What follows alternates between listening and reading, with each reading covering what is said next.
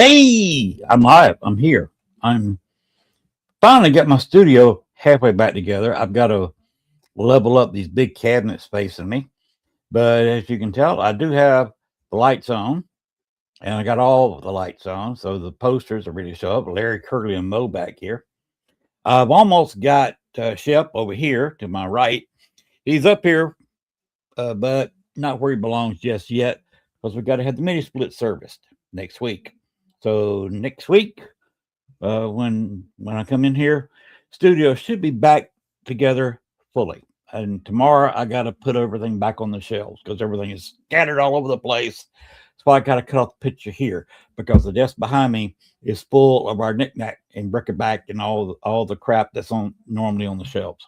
So apologize for that.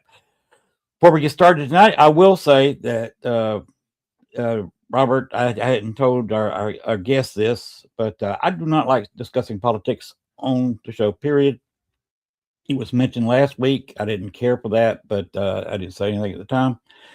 But this week, I've only got a couple of things to say. In fact, one thing about what's going on. It came from a much wiser man than I. It says, before you enter into a conflict, or do not enter into a conflict, be sure that the battle is already won. And I'll explain that to you. You don't go picking a fight with somebody or starting a war with somebody unless you've got every contingency covered. Anything your opponent can do, you have a solution for. And then you go pick a fight. Not trying to figure out, oh no, what do I do now? After you've already started a war. So just remember that. Sun Tzu, The Art of War. Try reading it sometime. All right. Gonna get to a little bit more fun. I got a special guest in tonight. But first, we're going to go ahead and, since it's my fault, yes, Christopher Talley. Jennifer doesn't blame it on me so much, but all the hell that Christopher's going through is my fault. Let's go ahead and talk or play the video of the New Orleans Paracon. Go ahead and roll the New Orleans Paracon video, please.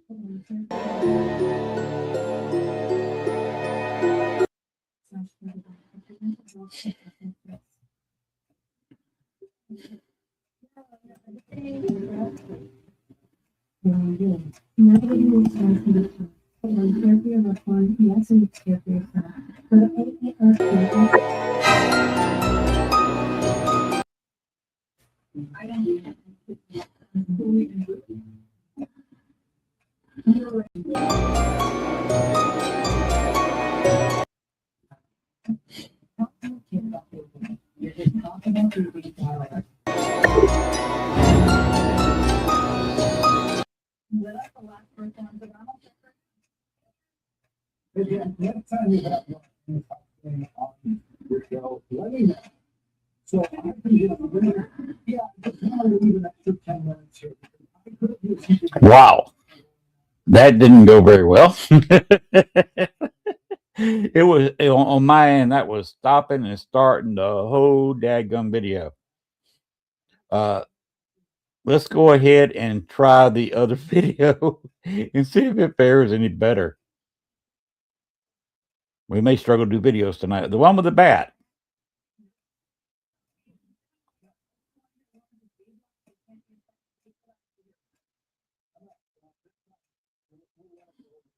Hello? Hey, I'm trying. It's glitching. We're having major issues tonight. All right, which one do you want me to try? The one with the bat.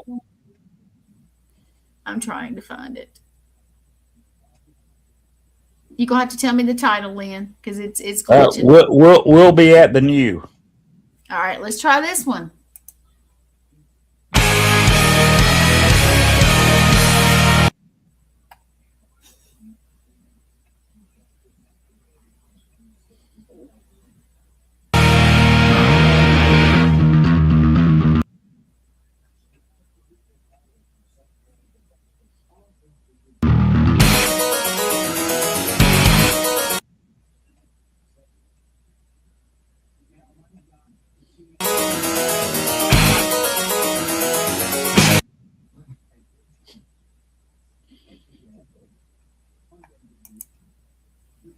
Okay, I don't think we're gonna be able to do videos tonight. I don't know what is. I tell you what I'll do. I'll go ahead and take them down, and maybe we won't. They won't be there to glitch. Okay. I just won't do the intro. Everybody can just pretend there's a squeaky door opening. Okay. There you go. All right. Why don't we just bring the guest on? Instead of showing my pictures, I can just pose. I can, There you go. There you go. Poor Rob. He's been waiting patiently. It's usually not like this, guys. So okay. Go ahead. Sorry. Let me go ahead and bring in our guest. Who is it? Who was it? I forget. I gotta hook up his bio. I seem to have misplaced it. I tell you a little thing about Robert. It's Mr. Stanley Eagle Marshall. Give me another second.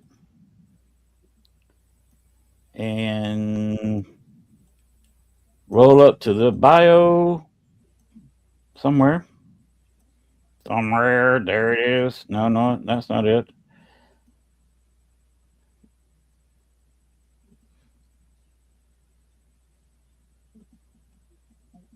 Okay, I'll get to it in a second.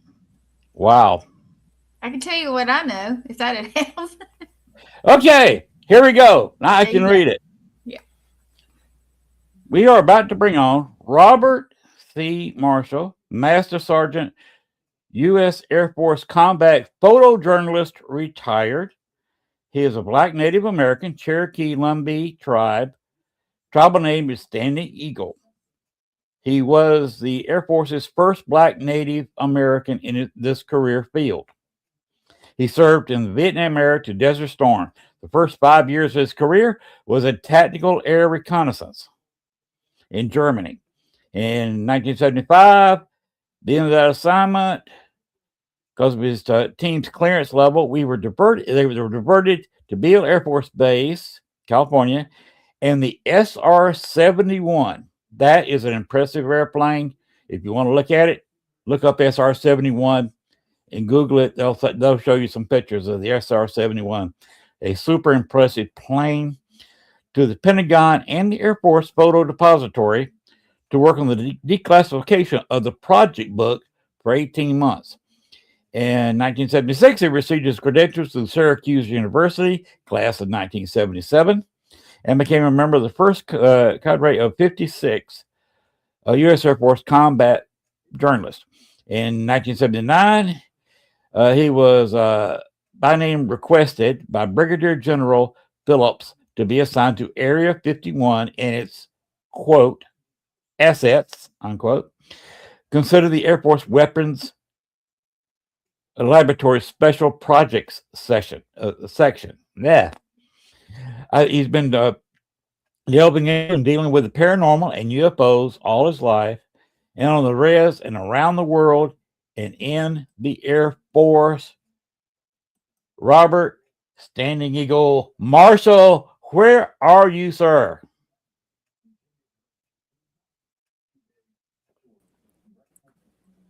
There we go.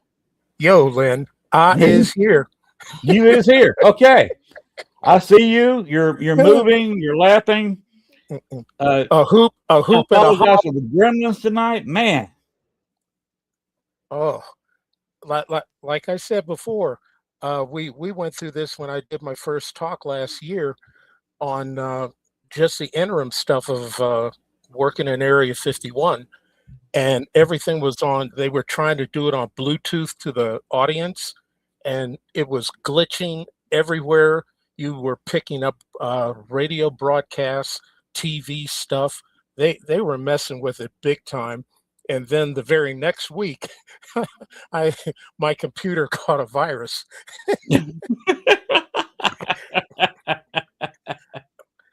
We had some showboaters in the audience that were trying to throw in some glitchy crap, like, where's the weather station in Area 51 and all of this all of this other stuff. I sent you some images of the black and white ones. The one that looks like something streaming straight up, that was just outside of Area 2. Okay. It was about 2:30 in the morning. Okay. And Got one that's shaped like a upside down V with bright things, and another one has got like 5 or 6 things raining down with a bright spot in the lower. So which one are you talking about? the one that looks like this, streaming up, and it's got lines coming across, it looks like a Jacob's ladder. You know, the science experiment of a Jacob's ladder where they hook up the electrodes, they're sitting next to each other like this. You put an electric charge and Okay. you see the electricity walk up the wires. Well, this was in the mid-air. Go ahead and throw up 3FAFC04D. Is that it? Yep, that's the one. Okay. Yeah, that thing was in between Area 2 and one of the contractors that's up in the mountain range, and it was like about 2:30 in the morning, and all of a sudden I saw this thing going up in the air like that for about a minute and a half. Then it cycled through different colors. Look, I was the techie guy, and about 5 years ago, I got driven to try and recreate the things that I'd seen. That, like I said, I've signed so many NDAs, it's ridiculous. And I had to get this out of my head, because I've seen way too much. So there's this, the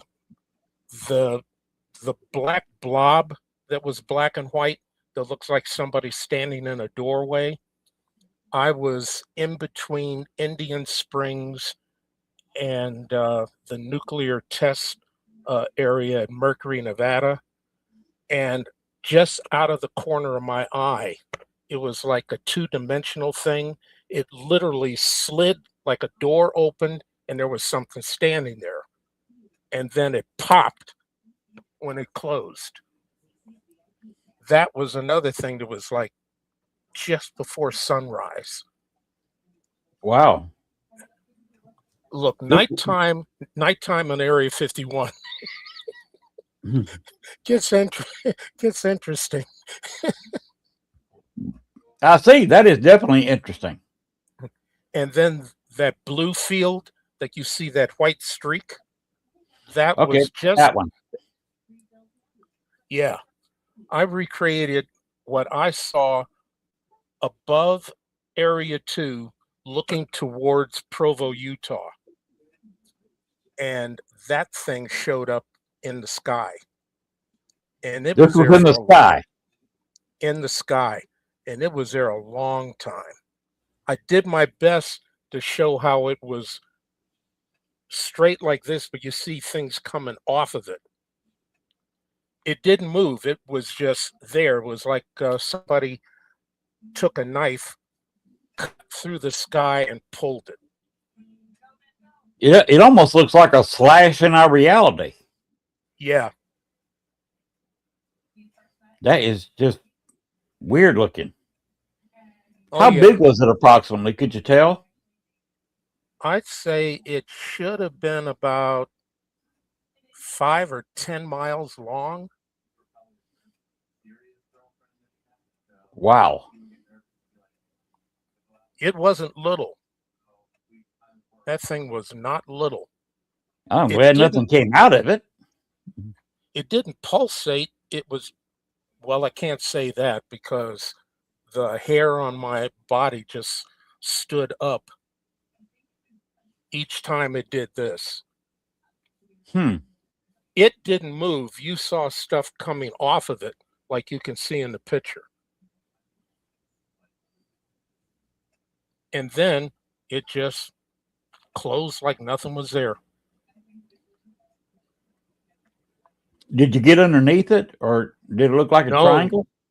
That thing was about 50 miles away. It was past the end of the mountain range that was Area 2, heading towards Provo. Wow. I had no explanation for that. And John Mariner said something about viewed from underneath. There was no way to view it from underneath. I was too far away from it. And here was the thing. When I when I met General Phillips, he was now a general. I had met him in Europe when I was in tactical recon, because he had something to do with the system that we were working on that was using lasers while you're doing aerial reconnaissance. The system we were on, you could only be on it 3 months at a time, off 2 months, and then back again, because during the time that you were off, they would dilate your pupils and take pictures of your irises to make sure that you didn't get any splash over while you were working with the machines and what the aircraft were doing. We could cut through anything, fog, camouflage. The Russians couldn't hide shit from us. And like I said, when we got ready to transfer to the States to Beale to put this on the SR-71, my crew got diverted. There were 4 crews. And because of our security clearances, we joked, about our clearance, because they said that we were classified over there at the level of nukes. And I said, okay, so what's the classification there? Cosmic secret. Went, oh, okay.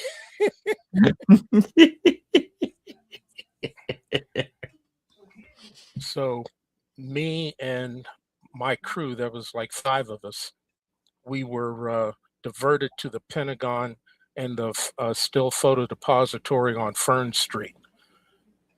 This was a building. It was a warehouse complex that had CID. You named the number agency, it was in this warehouse, and each of the sections had vault doors. And we were in the center one. There was a railroad spur to the building, and occasionally there would be a yard pusher that would bring up these weird looking rail cars. You never saw these rail cars during the day. Would push these things up. Guards would come out. They'd put up these barriers so that it was linked to the doors of whatever agency they were going to. And then they would be moving things back and forth, close it up again, and back it went. Cool. Yeah, that whole complex is gone now. but it was an extremely interesting assignment. We were printing pictures, developing film, everything that was brought in when they were super important had guards with them. All of our trash had to go into these bags because anything that didn't print right wasn't left to go into the normal trash, the films and everything else. And then you signed an NDA and they left. A couple of days or weeks later, they come in with either movie film, still film. We'd process them. We had our own section of the lab away from everybody else. And then our normal duties was, being photographers like everybody else and processing things of golf tournaments and whoever else, things from the archives, we process that. But when the stuff for Blue Book came in, we were off in our own section. Okay, Johnny Mariner, he's getting late for him. So good night, Johnny. Sleep well. Where is he at? Don't know. He never said. I am not familiar with Johnny Mariner, to be honest with you. Texas. Oh, Texas. Okay, neighbor. So it is 9:17 here in Texas, or I'm in Arkansas right next door. Now, Gwen, you want to throw up that last picture I put in, one with the plane? There we go. That's what we're talking about, isn't it?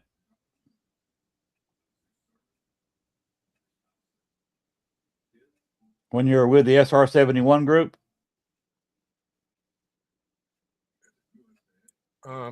Still got the circling. Yep, the SR-71. That is a great HD picture of an SR-71. Unbelievable aircraft. Especially at the time it came out. It was amazing. It still is, because it broke records that nobody has been able to break.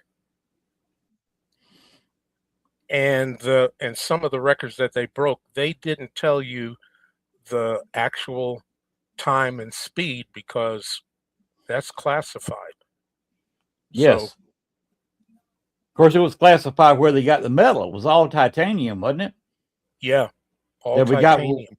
We got from Russia, because we don't have titanium here. We got it all from Russia, said it was going to be for research. Until we found, other sources and deposits. Right. There's not too many sources of titanium even today. And we made these planes from Russian titanium to spy on Russia, which is amusing. Mm-hmm. There was a joke at this one research facility in Area 51 where in 1960, you see if I get the thing right, 1962, either between 58 and 62, the Russians sent them a filament of, I think it was gold, that had been stretched out to where the end of it was microscopic. We drilled a hole in the microscopic end, threaded it through it, and sent it back to them.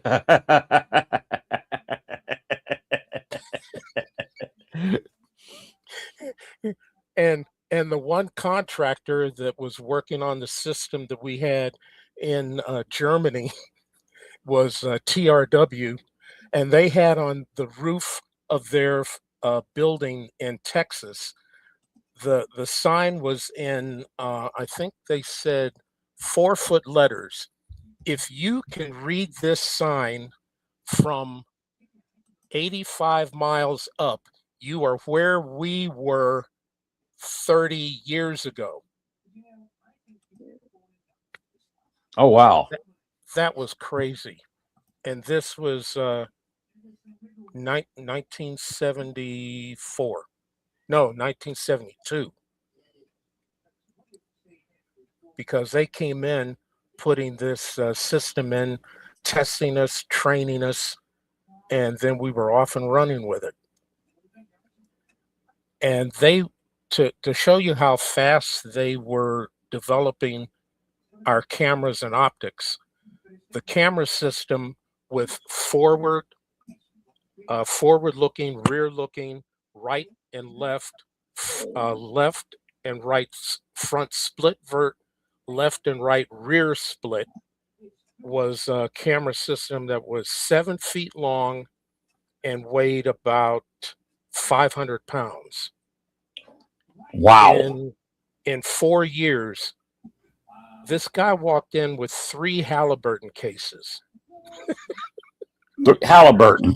Halliburton cases, suitcases. Opened these 3 things up, took this stuff out, and linked them together. And he goes, here's your new system. Which meant our recon planes could now carry more stuff. Yes. More sophisticated stuff in that bay. Made it a hell of a lot easier loading cameras and pods up into it. Yeah, I bet it did. Amazing aircraft. Let me ask you a question. Gwen will put up the new picture, OIP2 JPG. You know what this is. Yeah.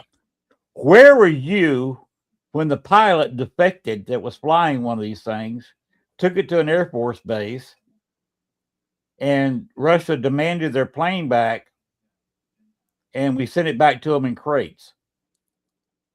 Yeah, I know the story of that. I forget the year. I was in Germany from 1971 to 75.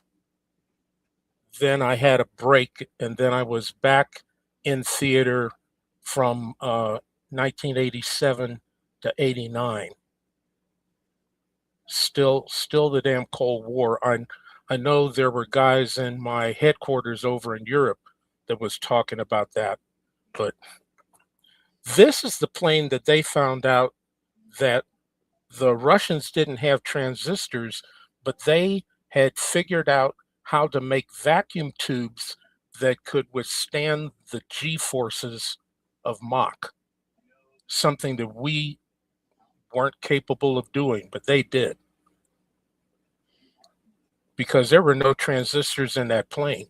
That thing had just vacuum tubes. Wow. Of course, this was a heck of a plane.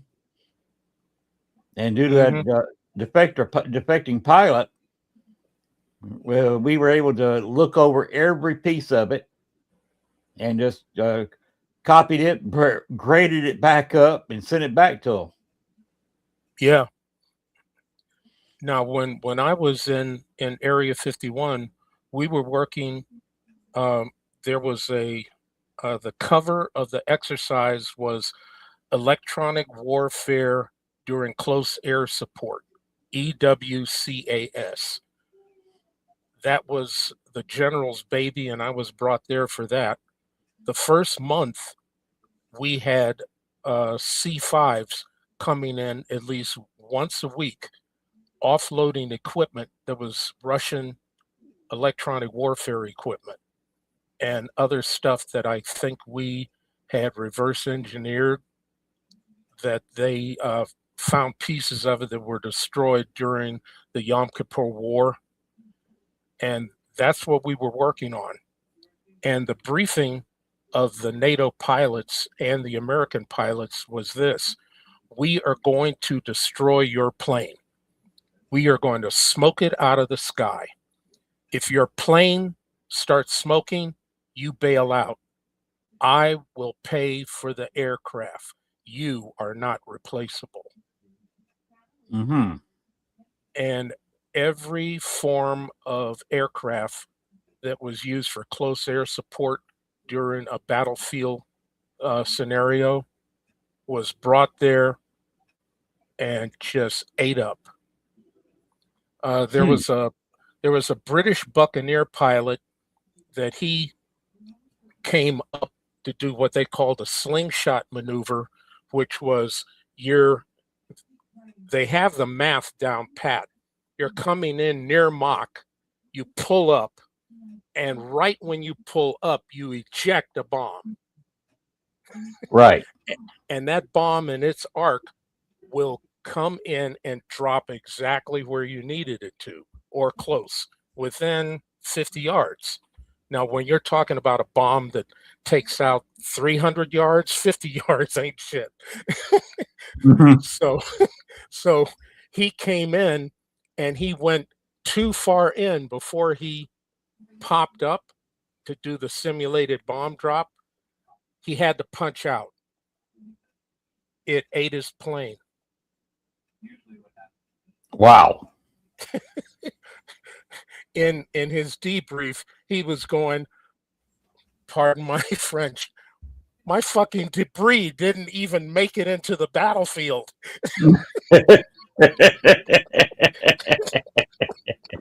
Because as he did this and popped up, as his plane was losing it, it was committed to the kip over. So as it was dying, it was flying back out.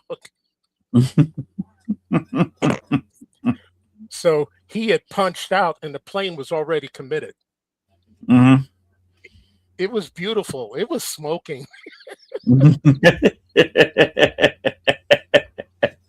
It was dead.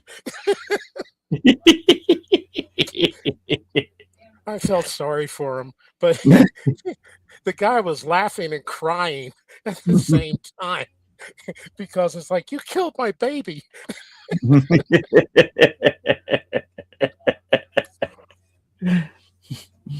They always say it's my plane. It's actually our plane. The taxpayers pay for all that. Well, the British, it was a British Buccaneer. You're right. But that's the way it is. You're assigned that plane. You've put it through all of this stuff. You've flown it for however how long. And he's going, you killed my baby. So we learned from that, and to show you how strong this equipment is, it was only working at 75 to 79%. And one day they decided to see what would happen if they cranked it up to 90. Certain electronic services down in Nevada went out. So you have to understand, Area 51 is the only place that you can test things in secure conditions and where surrounding areas are safe. Glenn, go ahead and throw up the new picture, 69CA1B357. There it is. Yep, that's a Buccaneer. Smoked it.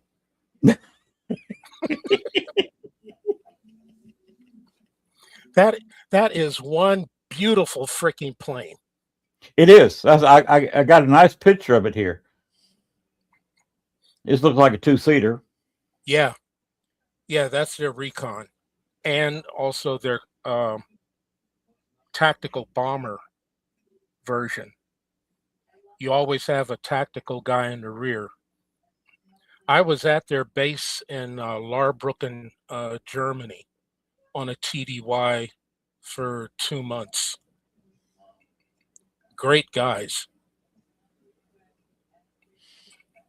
We were showing them what our system could do and put a prototype on their plane. We use 5-inch film where they use 70 millimeter. Of course. But still got the same results. So, when we were getting ready to leave, NATO was baying at the leash to get that system for them.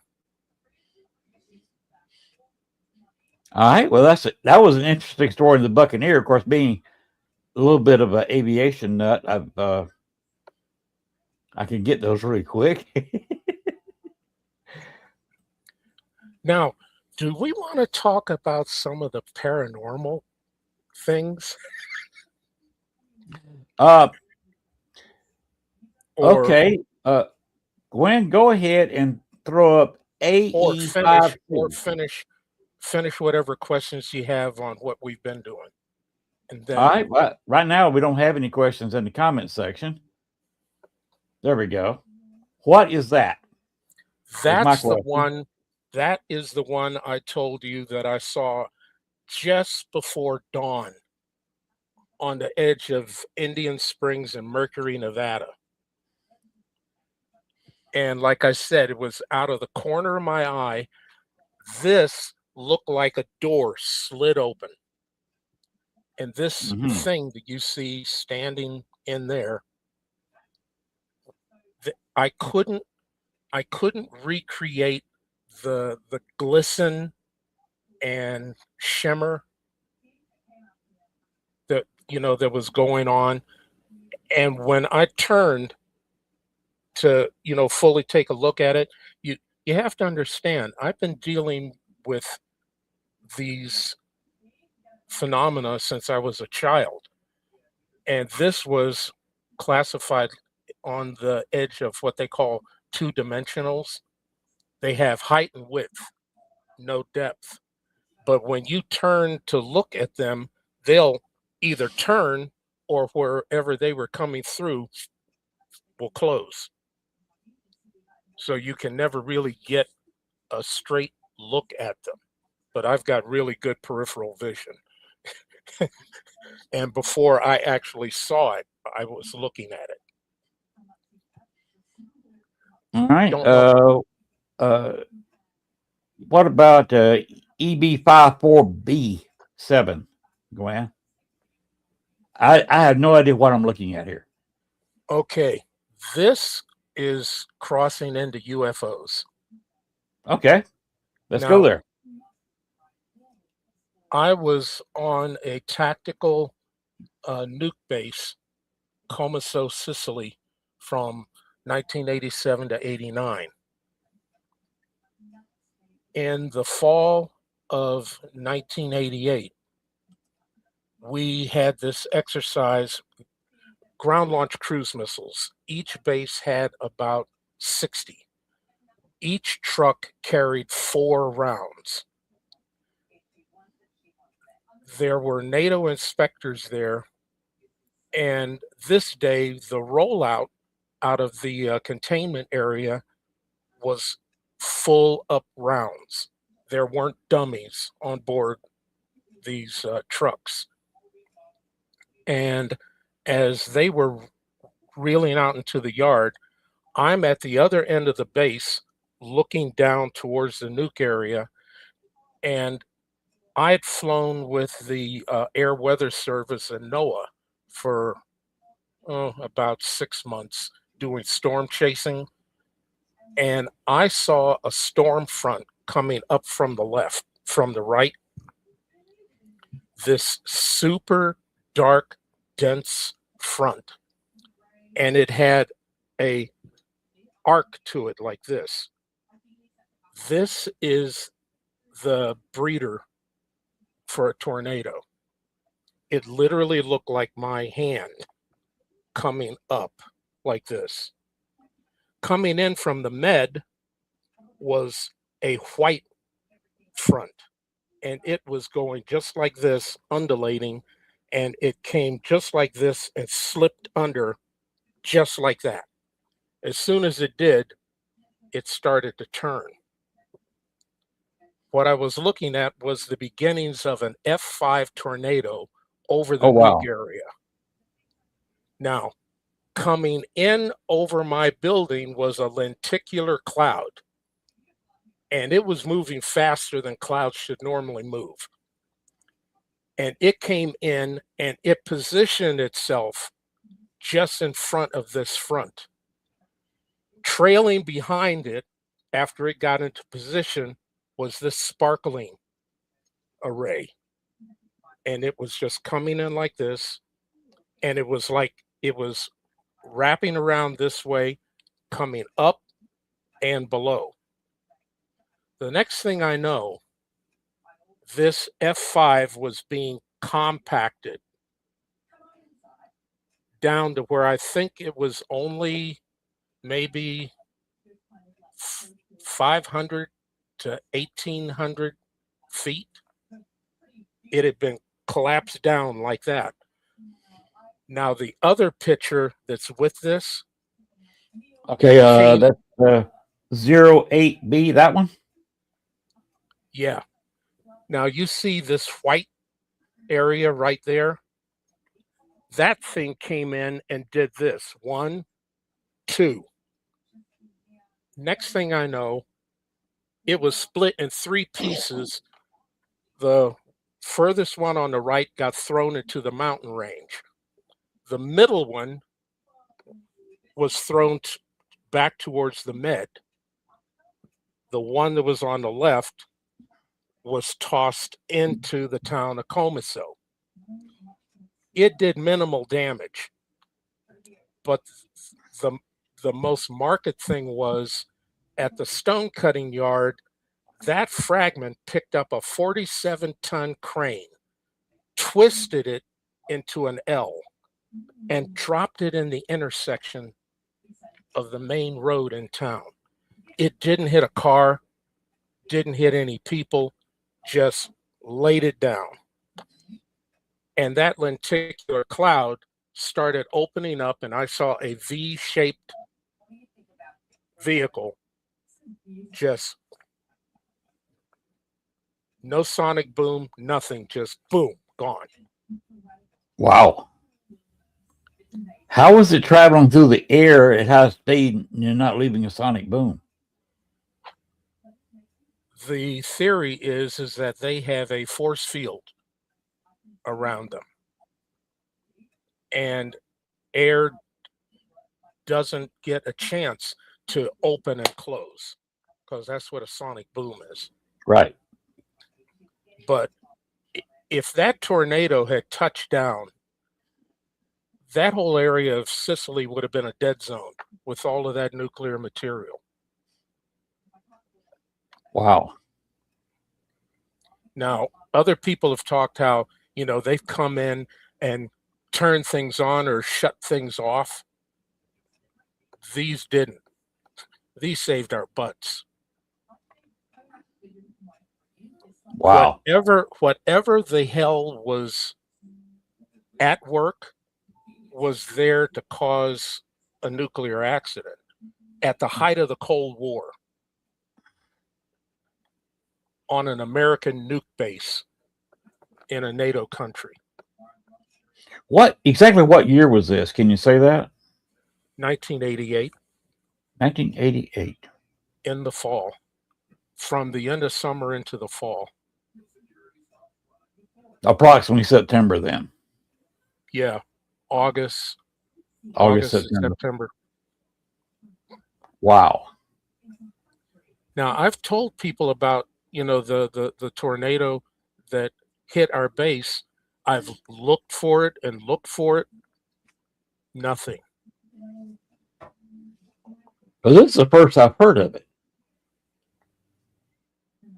I was there and I watched it. Wow. The other thing too is that all of these research projects that I was working on for 5 years, that was for alternative energy, power production, various things like this. Our base was the Cadillac. It had every system on it. We were harvesting our own methane out of our sewage to produce our own electricity. The solid waste was turned into fuel pellets that were burned in a reactor that turned the turbines. We had batteries to store excess. Water was being returned to the water table. We had wind energy. We had solar panels. We were harvesting water out of the air. You were self-sustaining. Yeah, we were self-sustaining. There were 4,700 people on this base, and we had, power lines to the base. But if something happened and the power lines went down, we wouldn't have sweated it. Hmm. In a heartbeat, we'd be still going. All right. What is this last picture? It looks a little bit longer. The B548. There you go.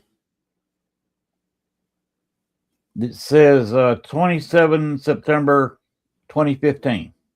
Yeah, that's another recreation that I did, and this is the energy field that was around when I had my first um, alien contact when I was 4 years old. Okay.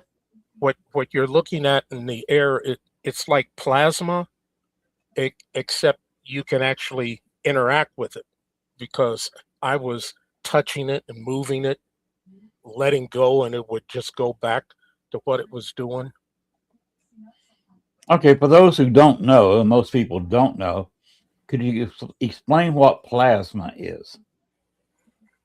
Plasma is super energized particles, can either be done, with extremely high energy electricity or other forms of energy.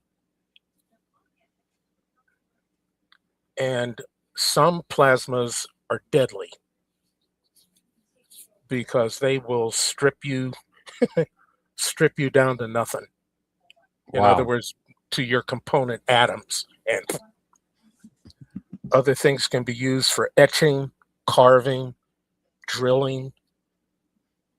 This was like a containment field where, you know, you're in it, and for all intents and purposes, you're there because they don't want anything else around, and it's just you and them. Wow. Yeah, I was a little Now, bit familiar with plasma because I'm a little bit of a Star Trek nerd. So, yeah, and yeah. this happened 4 days before my fourth birthday on the res, and I was out at the corral. We had a feast that day, and all these people are over at my cousin Daryl's house.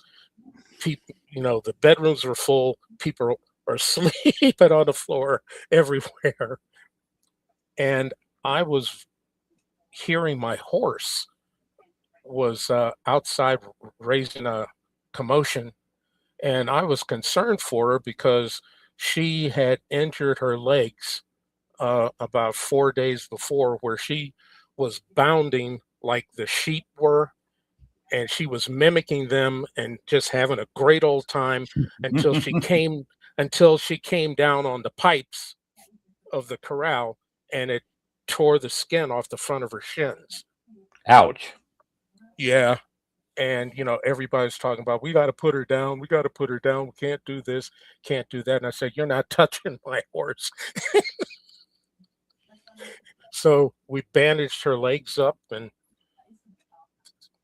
so here this night, I'm listening to her carrying on, and I'm trying to wake up everybody, and nobody would move. So I'm stepping over people. I'm going out the house. I'm walking towards the corral, and when I almost got to the corral, this happened,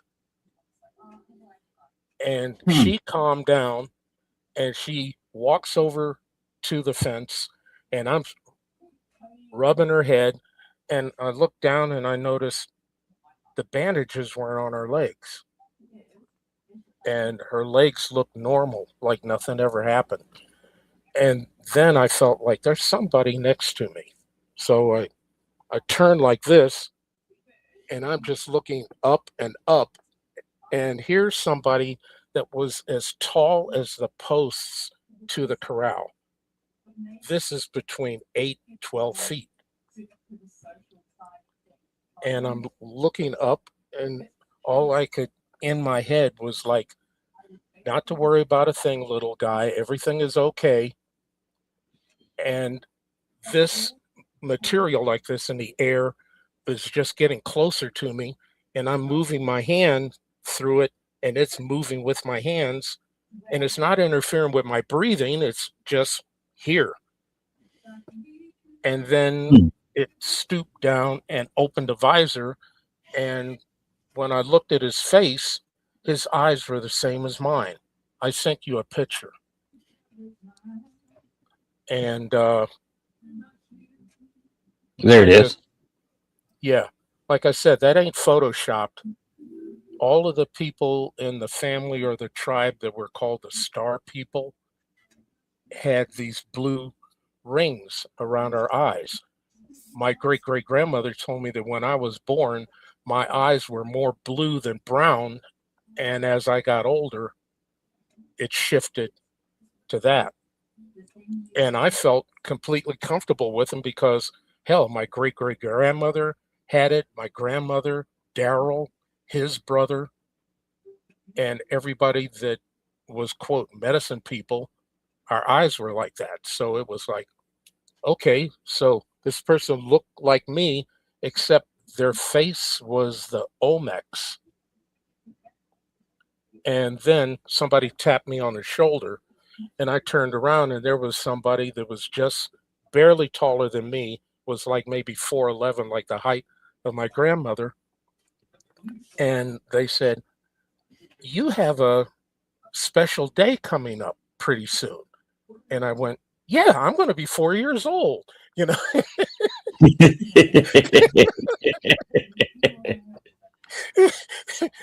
And she's female. She didn't have a helmet on.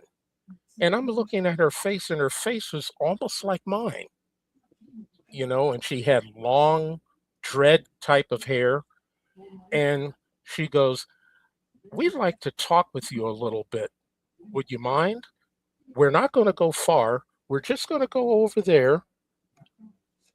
And she took me by the hand, and we started walking off. And as we walked off, I notice I'm not on the ground, and we're going up and up, and then something opened up, and I could see this big room, and that was the last thing I remembered. Huh. The next thing I know, What did you think you were experiencing?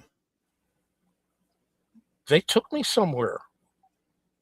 All I know is that near dawn, because this was like 2:30 in the morning, near dawn, the sun's coming up, and they're leaving me off over at um, my cousin Daryl's brother's house that was 5 miles away.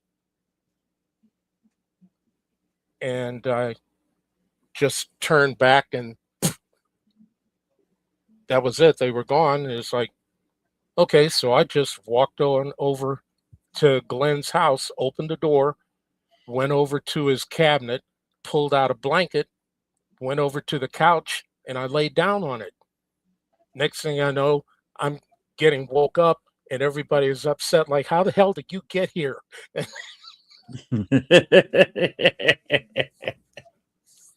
And I'm trying to explain to them that I was talking with some people that were in these weird clothing, and okay, enough of this. Put me in the pickup truck, drove me over to Daryl's. Everybody over there is yelling and screaming and bitching and hollering,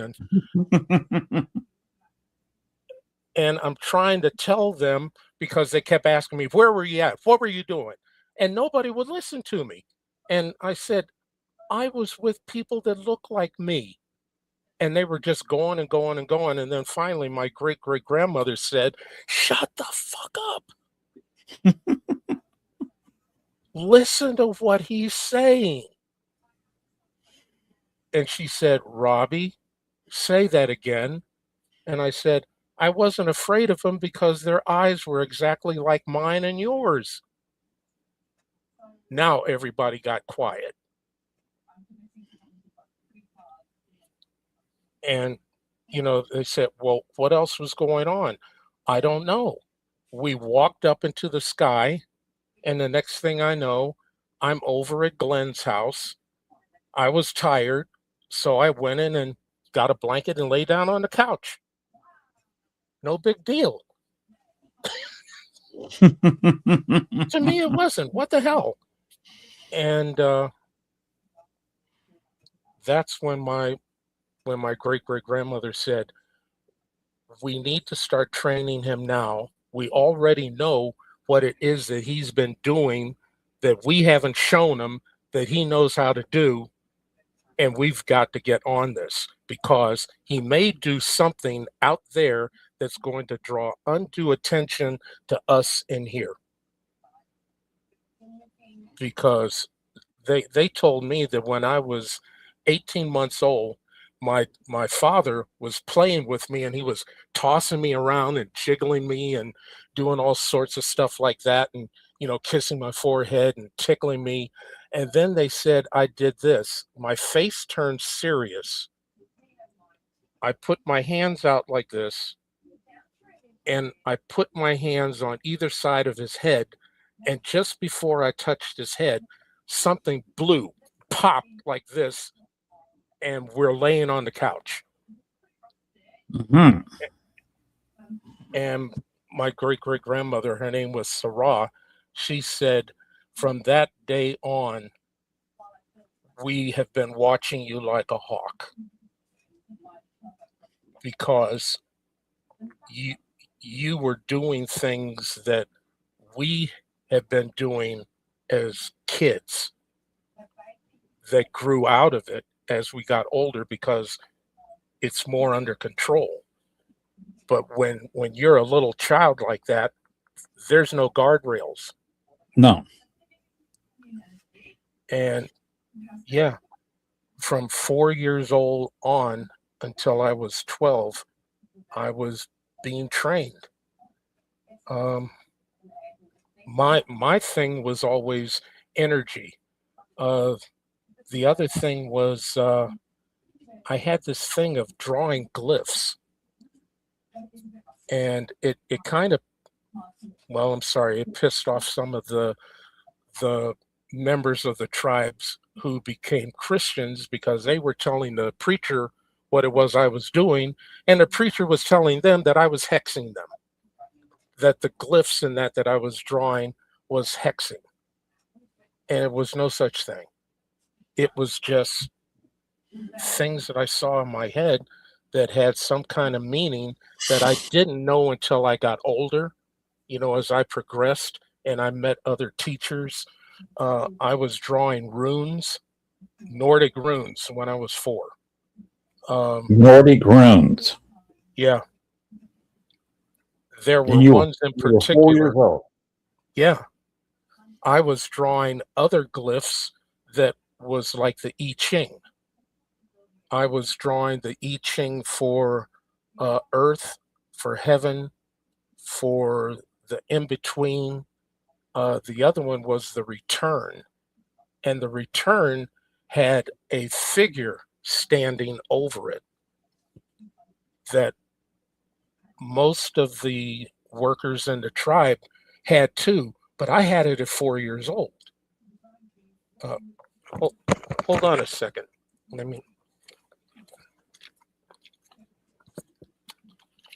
Let me see if I can find it in here. What was this, an ancestor experience, a paranormal experience, or was it an alien experience? I think it was an alien experience, but there was other things with it that showed some of these things crossed into each other, because one of the things that I did as a child was helping people who were dying to cross over, and I had never been shown that. This one.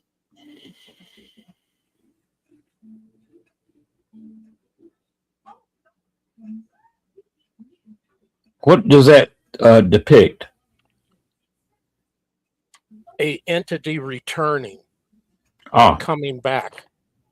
because it's standing over the I Ching for return, but it has something else added to it. Now, what I found out, look, as I got older, had enough of a vocabulary that I could tell people what my experiences was. And from as far back as I can remember, there was like this book in my head. And when I started explaining that, everybody just kind of looked at each other and nodded, recognition. They all had a book. Whenever they came across something and they needed instruction or something like that, it would open up and it would show you a symbol or something like this, especially with me because I work with symbols for doing energy work and healing. And I got them to understand that it would appear, it would open up, and I would see what I needed to do. And I was doing things that I shouldn't have seen until I got older. So I was like setting up different altars. I was doing various energy healing. I found out that after I got attuned to Reiki, that I already had 3 pieces of Reiki symbols since I was a child. And when I ran into this Reiki master and she attuned me and she gave me the the rest of the formula, it was like, well, I already had that.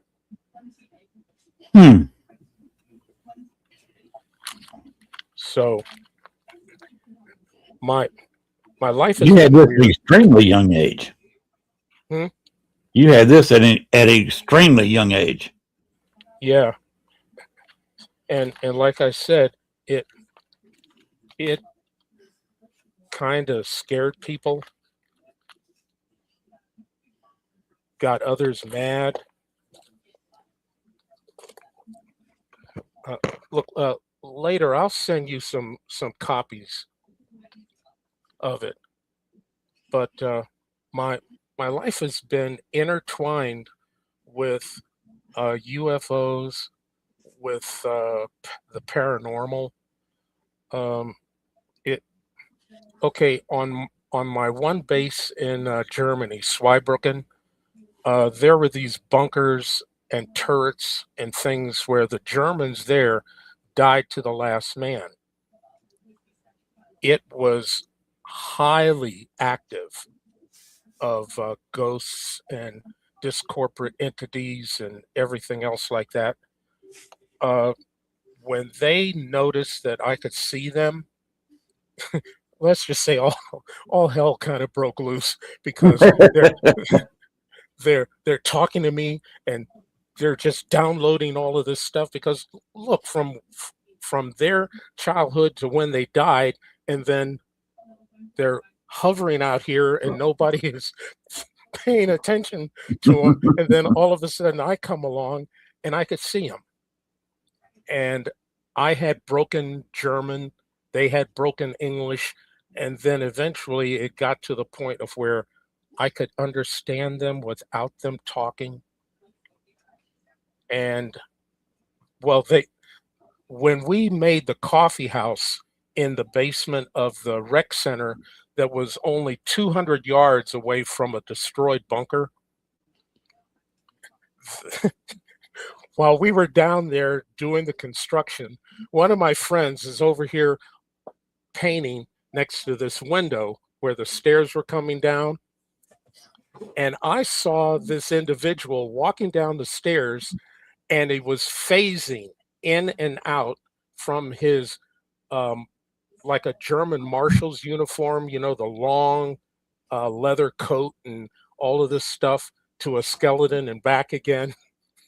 And he's coming down the stairs. He stops at the stairs, looks in like this, and I see him, and I wave like this, and he nods his head, and he continues on down the stairs, he gets to the doorway, and my buddy could hear somebody walking down the stairs. So he's in the middle of painting like this. And this fucker screwed with him. I mean, bad. You saw a hand come around the doorway, fully fleshed and everything, and then it turned into a skeleton when he turned off the light.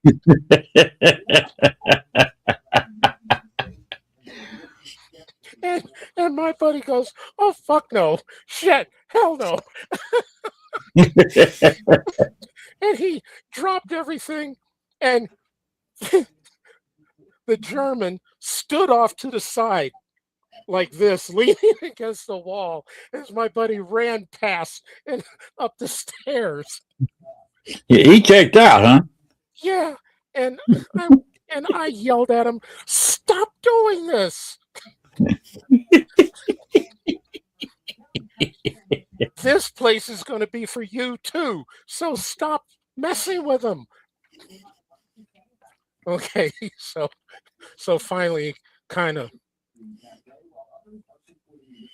mumbling and shit like for dumped, like, God damn it. And I went, "Go, just leave." So after we finally finished the place, we put up an area where there were curtains and had black lights in there and different things drawn on the wall. And they would hang out in there with the kids. And I would give the kids a spray bottle with water that was misting for them to spray it in the air, and they'd walk through it and you could see them. And when the black light was off of the mist of water in the air, you could see them. Mm-hmm. And what I finally did, this was like 6 months before I was rotate out and come back to the States. I fixed it at that one bunker where it was a portal, so that if they wanted to leave, they could leave. Anybody that wants to stop being here and go on to whatever, here you go. And that was like my parting gift to them, because I really felt sorry for them, and I was able to give them a way to go home or wherever they wanted to go. Yeah, because we get so hung up on this shit of heaven and hell, not knowing that there's a lot more out there than this, a hell of a lot more. I grew up with concentration camp survivors, and I've been a pipe carrier since I was 15. And I made a promise to them that if I was ever in a position to honor them and try and soothe their relatives and that they lost, that I would do that. So I wound up being stationed in West Germany. So there were holding camps in France, in Germany, and the worst one of all was Dachau. And I did a pipe ceremony for them at Dachau, because I grew up with like 15 various concentration camp survivors. And, I made that pledge to them. And while I was doing the ceremony at Dachau, the pipe that I was gifted at 15 started to break apart. This happens when it's telling you, I've given all of my energy, it's time for me to go. And so I buried my pipe at Dachau. And I left. That's not the pipe you sent me a picture of, is it? No, that's my last one.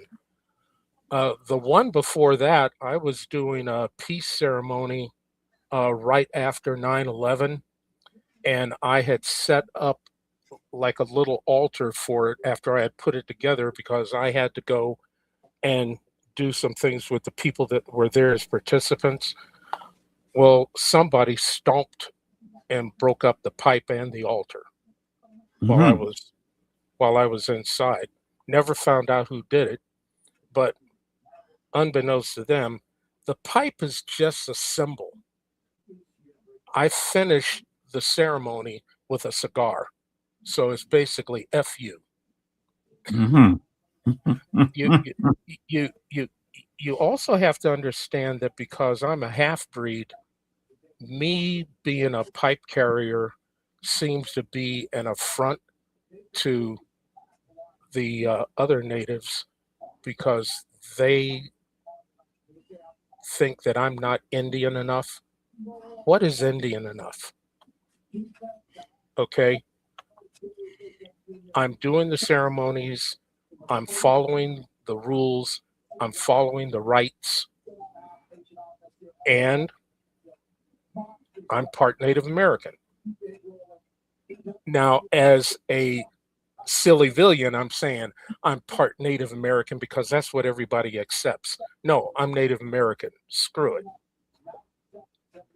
So, at one time, there was a chief up in the Dakotas that sent this thing out like a call to arms that if you see anyone that's using a pipe and they are not Native American, to take it from them. Well, I guess this person decided that they were going to break it. Mm-hmm.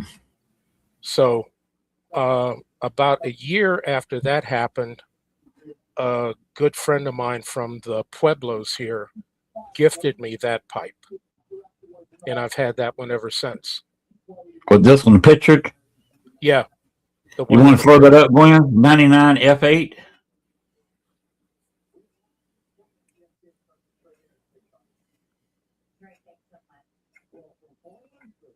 And what you see hanging from it are the different emblems of my medicine. What most people don't want to talk about is that Native Americans in the Northeast had a pact with the Vikings. When the Vikings came here, they saw that there was commonality between them, and they even sent representatives back with them because they had one symbol on their shields and on their sail that was Tiwa, and that was the rune of judgment and the warrior. It's an arrow. What you see on there that looks like a broken F is Onsus, which is God. Odin. And the other three are just from other various things that I can't talk about. It's beautiful. Even Gwen said it was beautiful. Thanks. Oh, yeah. That pipe gets extremely intense. They do have a mind of their own.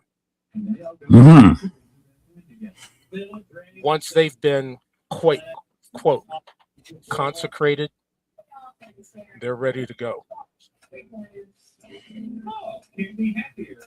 Gwen, if Lee's still there with you and awake, do you or Lee have any questions you want to ask Robert? Oh, she went to sleep. Okay. Who went to sleep? Mhm. Lee, she's actually the CEO of the network. She's also part Native American. Mm-hmm. I was going to ask if she had any questions. Yeah, I saw on your intro, there's a shitload of you guys. Yes. Gwen, how many shows do we have now? About 20?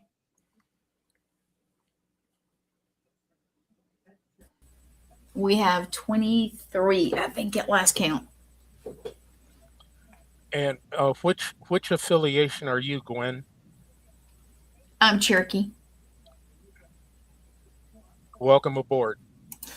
I just found out probably 2 years ago. Went to my first powwow last year. Ours is coming up again in May. Mm-hmm. I probably have the flyer for it, and I'm trying to embrace more. Lee has known about hers for a long time, so I'm trying to. And I get what you're saying about it shouldn't matter, but to some people it does because I don't look it. You see my picture up there. I don't look it, but that's okay. Doesn't matter. That's the whole thing. Yeah, one drop. Okay. That's all it takes. Yep. Spirit is spirit. Mm-hmm. To show you the one instance of what I had to put up with on the res, I was drawing That's us. this one glyph. I saw the one you showed a few minutes ago. Not that one, this Not that one. And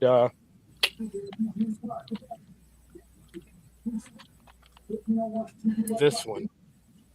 I was drawing it outside the corral Oh, wow. along with a bunch of others that I was doing.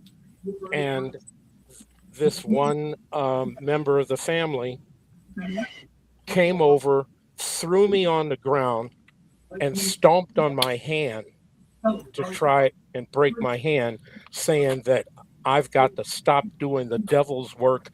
And the minister said to do whatever you can to stop me from hexing people. Oh, wow. The only thing to save my hand was because of the really soft dirt there at the corral. And when he was trying to step on my hand again, that's when Daryl tackled him. It wasn't pretty. And he was forbidden to come around again. This is the kind of stuff I've had to put up with all of my life. And, when the industry of religion poisons things, and I'll leave it at that, Yes. because I've seen way too much damage around the world from fanatics. Yes. Yeah, she's asleep. I apologize. Here, this is the only picture I have right now of us. This is when we were on a magazine. This is Lee Triana, and that's me. Rolling Hills Asylum? Well, that's a Paranormal Underground, the magazine we were on. But that's her. Oh. That's Lee Triana. Mom, yeah. Kecksburg. But she's also part Filipino, and I think I don't want to say the rest, but because I can't remember. But the tribe is Negrito. Okay. So, which reservation did you spend time? When you were All I can remember is that we would get off the train in Ponca City and then drive like 2.5 hours southwest from there. Oh, wow. And that was where Daryl's ranch was. I also had relatives outside of St. Louis, and we would do ceremony and things there. Mm-hmm. I had teachers all over the place.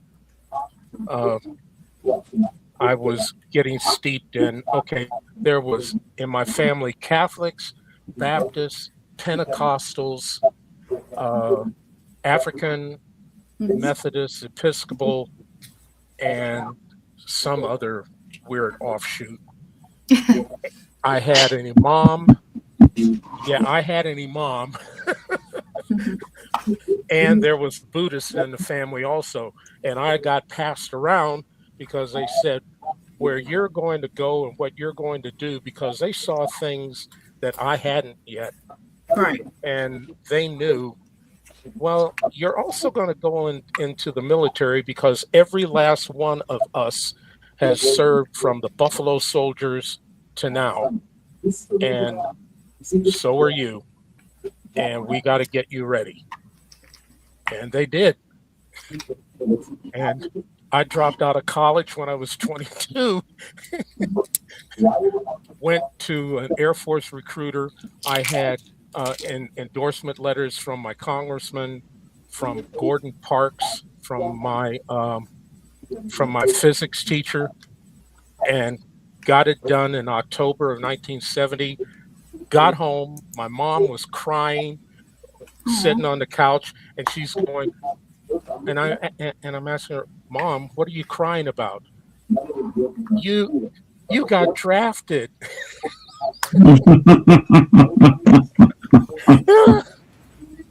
She had my draft paper. There is humor in that. And I just went, oh, Mom, don't worry about that. I enlisted this morning. She was up off that couch, hit me, almost knocked me down, grabbed me and hugged me, and she's crying and doing this on each side of my face. How can you do that? At least I know where I'm going. And it isn't in the Army. So what year did you enlist? Did you 70? I delayed enlist October of 1970, and I went active January the 7th of 1971. And there has been something going on from the first day I enlisted through my career that was leading me to Area 51.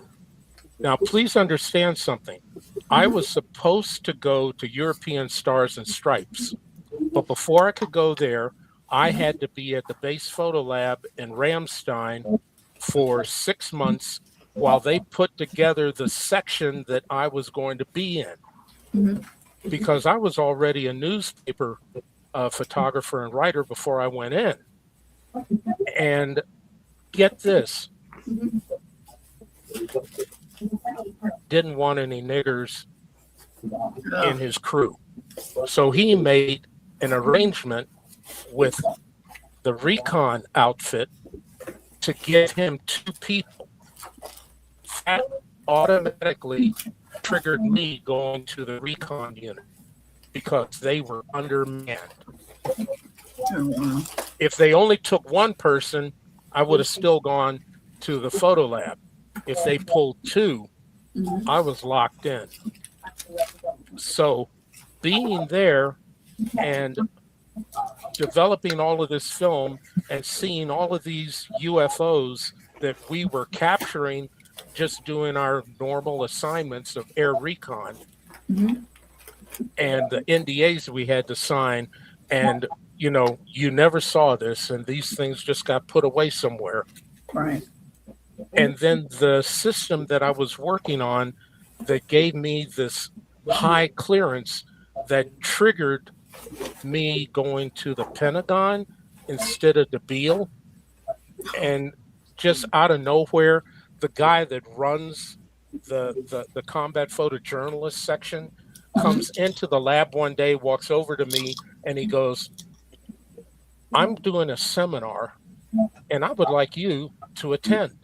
I think you would benefit from this. Yeah. Okay. And okay, I put in, my resume and the photos and everything. But when the lab found out that I was competing, there was only 3 black people in the lab. They took my camera equipment, saying that it had to go back into the pool.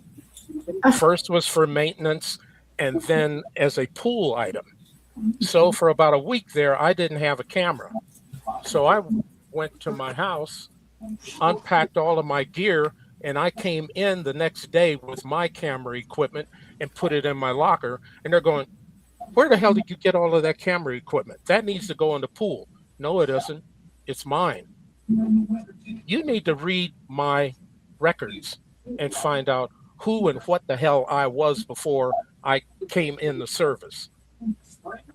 And they were pissed as hell. So then they shifted my duty time and schedule to where I was on night shift. They were doing everything to keep me from being able to get my portfolio and everything together, but my my supervisor at the time, he made arrangements with Bolling Air Force Base, the Navy base, the Army base, and the Coast Guard to use their labs. And so I'm on night shift, but during the day, before I would go to sleep, I'd go shoot some stuff, get it processed, come home, go to bed, get up to do night shift. And I did that for a month. Got Oh, wow. everything turned in. They did not do this to my wingman that was Dave Schaefer. He was white. He had no problems. I got my portfolio, my biography, and everything turned in. And I also, he also told Ken Hackman what the lab was doing. So when I won, he sent orders to the orderly room, and he also sent them to me personally. The orders that showed up at the orderly room disappeared. I guess they thought that that was going to stop me. So for a week and a half, I did my out processing on my own time during the day because I was still on night shift.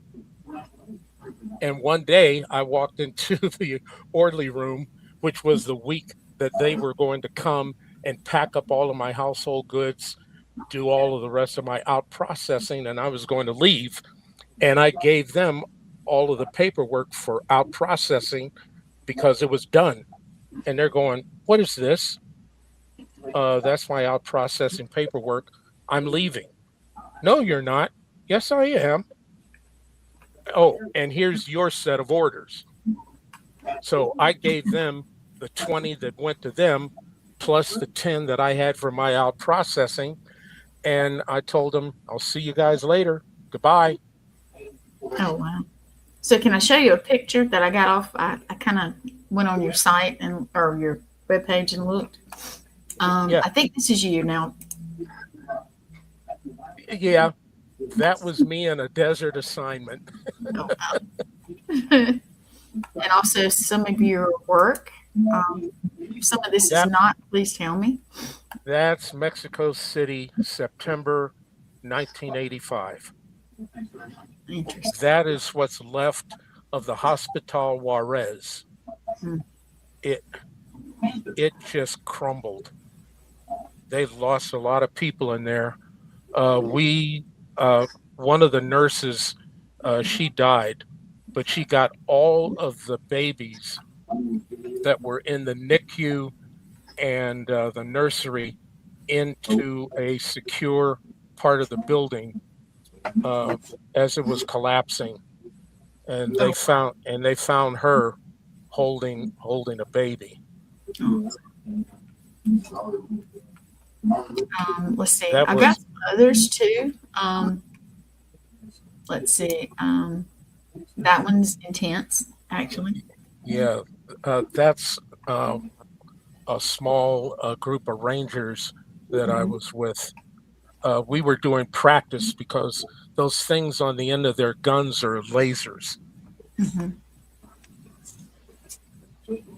Interesting. And let's see. Is that from you? Yeah. Also? Yeah. He got a head wound. We were on a deployment that went live, and he stumbled into an area where the special ops guys were practicing, and he got hit in the head with a practice knife. Oh. Ooh. Yeah. He stepped around the corner just as the guy was throwing this practice knife at another guy that was in a padded suit to look, we do shit for real. And you know, he was wearing this suit that was padded, like you see the suits that that they use for dogs. Yes. And the coach and the guy that was there as quality control was checking on his accuracy. Well, he stepped from around this barrier. He was down low. He stood up and got hit in the head. It just tore the skin off his forehead. So, yeah. Now, I believe some of this, they're really small by the time I load them up, but this. That's a tornado that almost killed me. The sun's going down. I'm in North Dakota, Minot, North Dakota, out at one of the missile sites. And we had been dealing with tornadoes and high winds all day. And the sun was going down. I had just gotten on the intercom for these guys, to let me in. And they weren't answering. And I turned around, and I shot this with a 24 millimeter lens. That tornado is way closer than it looks. It was only about 100 yards away from me. Oh my goodness. And I'm clicking on the intercom, and these guys weren't answering. So I took the webbing out of my bag, put it through the fence, wrapped it around me, and tied it. And as this thing was coming at me, I had my camera going as it passed over me. Oh, that's amazing. And then I'm sure they got on the Squawk Box. Oh my goodness. And I said, I'm going to write you up for this. and for the next day, they were treating me like God. Well, I'll tell you, I've checked out some of your artwork, and also tell me now. I'm not sure. Did you make this? Yeah, that's a piece of jewelry I did. I build jewelry and talismans. Right. Now I see. I couldn't load them all up. So this is. That's a choker. That's that a prayer symbol. Yeah. That's the journey to the center, to the self, where you stand and go, I am. The 3 circles, body, mind, spirit. Right. It took me a month and a half to carve that. I was going to ask you, how did you do that? But that's a diamond tool on an engraver. Wow. Well, I actually have some of Reiki symbols, and I didn't have them like in my notebook here, but I have a lot of that kind of stuff, and I was looking some of that up when I saw that, so that was interesting. And also, this is very cool. Yeah. Did you do the beadwork yourself? No. Medicine Man at the Pueblo and Fort Defiance made that for me. And that rune down there, I had been drawing since I was 4 years old. And is that the one that you showed first in that, or is that similar? No. Okay. I couldn't see it very well when you were showing it. There's some similarities in it because this is what's called a rune script. And I didn't know until 1973 when I was on assignment with the Dutch Air Force. And the guy that was my wingman for a month, he saw me during a briefing drawing these different glyphs, and I drew that. And he goes, do you know runes? What do you mean runes? What are runes? And he's going, what you've been drawing for the last half hour are Nordic runes. And that is the rune of the shaman. And he taught me what runes were for the next month I was there. And when I opened I had a bookstore, and I got a medicine bag, a working bag, and this is on the flap of it.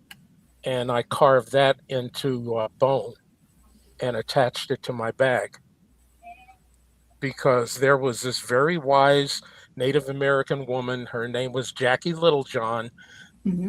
her and 5 other elder women pinned my ears back because I didn't want to be called a shaman because of all of the bad things they were doing up in Santa Fe. And these people were calling themselves shamans. And she goes, okay, do you commune with the dead? Yes, I commune with the dead. Do you help those that are going to depart to cross over? Yes, I help them to cross over. Do you do these various ceremonies? And she named them off. Yeah, I do those. And the other 4 went, you are a shaman. Live with it. That's what you are. Don't be ashamed of it. And I said, but what about the screw them? Yeah. You are what you are. That's exactly right. Yeah. When did you see Sean's statement? In the chat. I just saw it pop up. I missed what you. Okay, here you go. Can you see Sean? Well, it's Eternal Export. That's one of Sean the that was in symbols here earlier. That showed up after I got my Menaki rights. Menaki, right? Yeah, Menaki. Oh, cool. So we're all on the same wavelength. Yeah. Me and Sean have had many conversations about this kind of thing. So. Here is something that came up in Area 51. And I hope you guys can understand. I was working with a physicist that was the most spiritual person next to the people in my tribe. Wow. And he said, imagine there is a switchboard. And this switchboard was being accessed by every spiritually connected high vibration person on the planet since the dawn of time. We are finding all of these similarities across every indigenous tribe and people on this planet, but they never had any contact physically with each other. Never. But they've got these symbols and ceremonies that are crossing over. And he said, there is a spiritual switchboard, and it gets accessed by those people in the know. And what do you call the ones in the know? They don't even know. It just starts downloading into their heads from other people that they've never seen. Right. And there is a memory bank up there that when somebody reaches a certain level, it starts downloading. Yes. And when I told him about my book, he went crazy because he goes in his accent, I have book 2.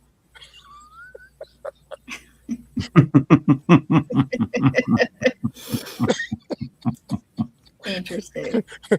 It's like, Yovol, I have book 2. So what do? You just accept it. What's wrong? That is when how can I put this? This is when I decided to accept it and not care what other people thought is when I became my happiest. Really, living my, I guess, true, honest life. Yeah. Yeah. I mean, you have them right by the door. Well, I built it that way. I don't know if you can read, but Anubis. Anubis, yes. Hello, people. Oh, that's Lynn's wife. Hey. Yes. Hello. Oh, they're saying hello, girl. She says hello back. But I am now 76 years old. I went through this process when I retired. We had a room full of people. We all signed the standard 25-year NDA. He said, all right, gentlemen, you can leave. Sergeant Marshall, you need to stay behind because there's some people that they need to talk to you before you're being allowed to leave. before I'm being allowed to leave.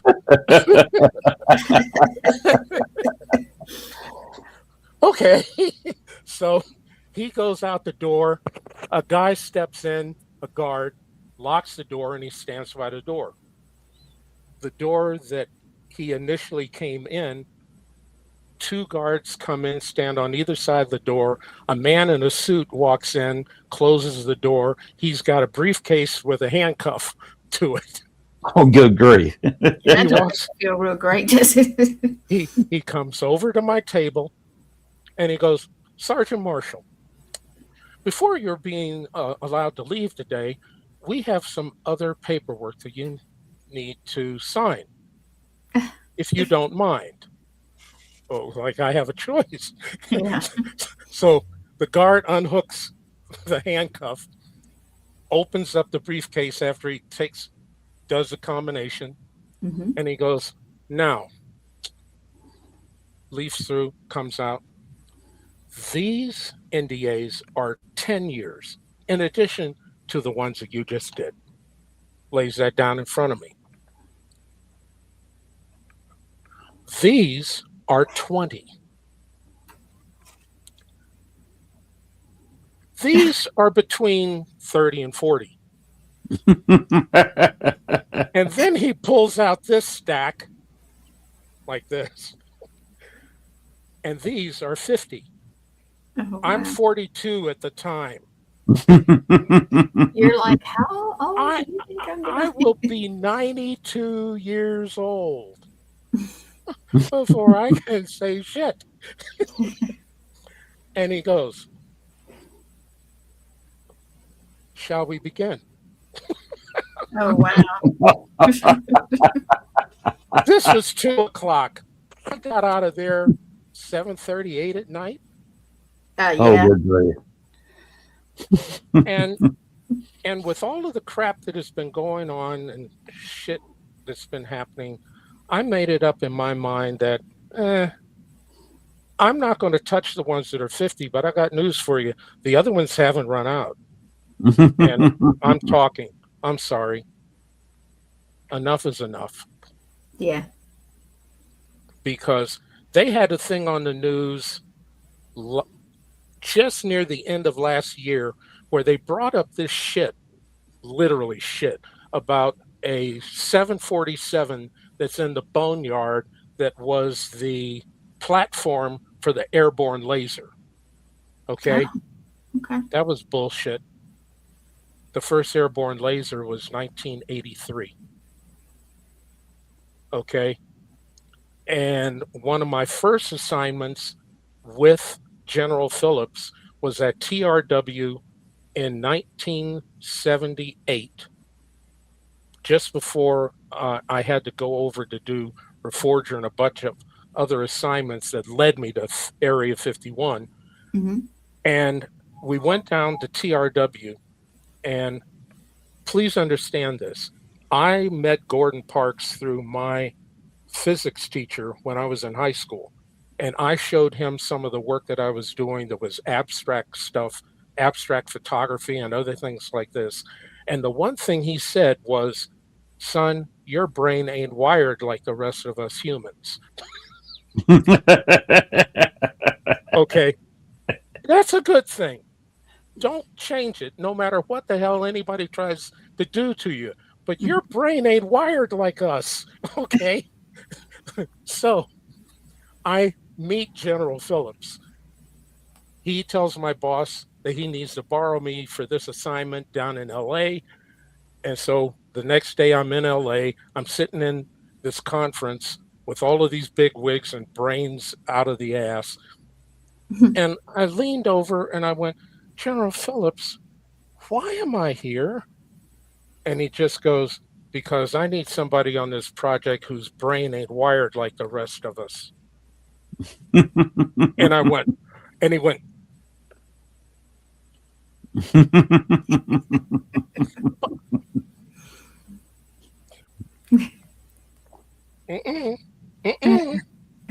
So the next thing I know, I'm in this room, and there is this tank that is the size of a trailer that an 18-wheeler halls, and it's only got one port on it on the very end. Mhm. And I'm walking around the room, and these guys are asking, "What the hell did you bring him here for? What is he doing?" And he goes, "Just shut up and let him work." So I've looked over everything, I've done some measurements, and then I got up on a ladder and I look into this port and I go, "Has anybody seen what's in here while it's working? Has anybody seen anything?" Mhm. "How the hell can we see anything? It's 1 million gallons of 30 weight oil, and there's capacitors and all sorts of things in there that's getting charged up, and you can't see that. Want to make a bet?" And I said, "General Phillips, can I get some cardboard, some duct tape, and give me a half hour?" And he goes, "Have at it." So I made an adapter so that I could put my camera flush up against that viewport. I loaded it with 50 ASA Kodachrome, taped it all down, opened the shutter, and I went, "Gentlemen, when you're ready to fire this thing, have at it." Did that 3 times. I gave them the film. Now, please understand this. Phillips told me, "You have to understand, I know your shooting ability, and you have a 93% shoot rate. That means you can almost use every damn thing I shot under a clinical setting. And you're never going to see any of the images you've created, but we need them." Okay, so that's what I did. Came back a month later, they had shrunk it half its size. And this time when I took the pictures, these guys had made an adapter for my camera. That's interesting now. Hooked the thing up. It matched the bolts. All I had to do was push it, turn it, and it was like a bayonet mount. And I put my camera in there. Same film again. They didn't call me back, but he said, "Don't worry about a thing. We're moving along." 1984. I'm at Indian Springs. They're loading cargo onto this specially made C-141 cargo plane.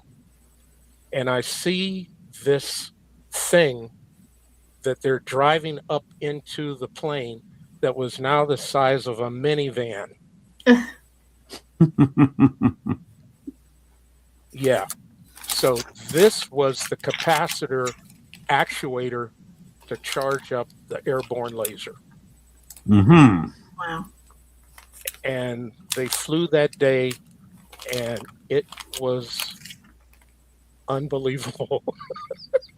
It sounds like it. So airborne laser works, but here's the other thing that they slipped past everybody.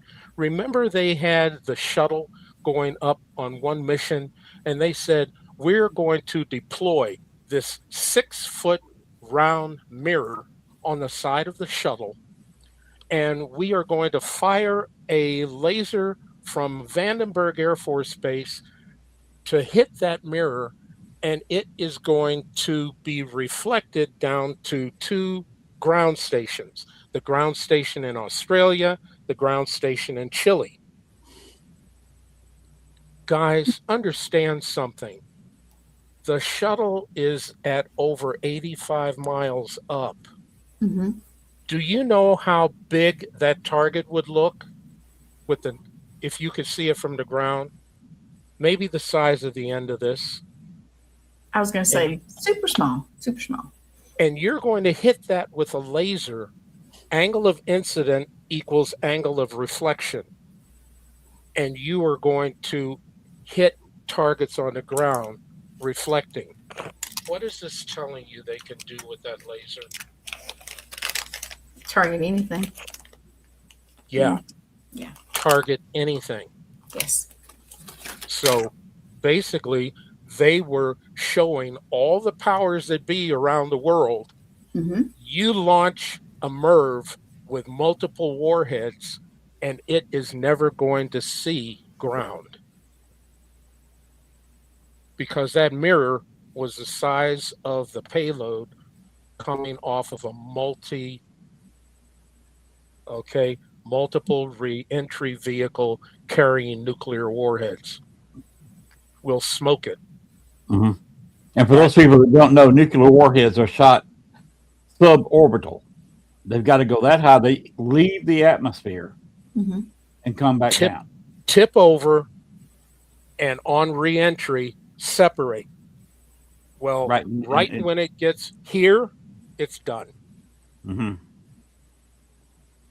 Then they fall back to Earth through a heat shield, come through the atmosphere. But it'll fall back dead. Mm-hmm. Mm-hmm. They will kill it on apogee. When it drops perigee, there's nothing there to deploy. Yeah, before it drops its payload, you've killed it. Yeah. Well, I have a question. Do you have a book that you've written, or more than one book? I tried to research, and I didn't actually. I have not been able to get it out of my head. My wife has been telling me to maybe use an AI program and dictate it, because every time I tried to write, I can talk about the things now without crying that happened when I was on the res and other events in my life. I can talk about it, but every time I try to write it down, I just can't do it. Well, I'll tell you. She said, use an AI program and dictate it and see what I can do from there. She's right. And you can use, there's several of them. You can just dictate onto something and then get somebody to type it out for you or anything like that. But you could also use something like Chat GBT, which helps. And that is really super simple. Yeah, it sounds like you need to. I keep seeing books, so I don't know if you've been thinking about it or what, but you should. You definitely should. Let me ask you. Before somebody shows up my door. And... Yeah. Go ahead, Lynn. I'm sorry I interrupted. I've been waiting for that same knock, because I predicted this war that we're in right now going exactly the way it is, and I'm waiting for that knock on the door. And say, okay, you knew what was going to happen before it happened. How do we get the hell out of this war?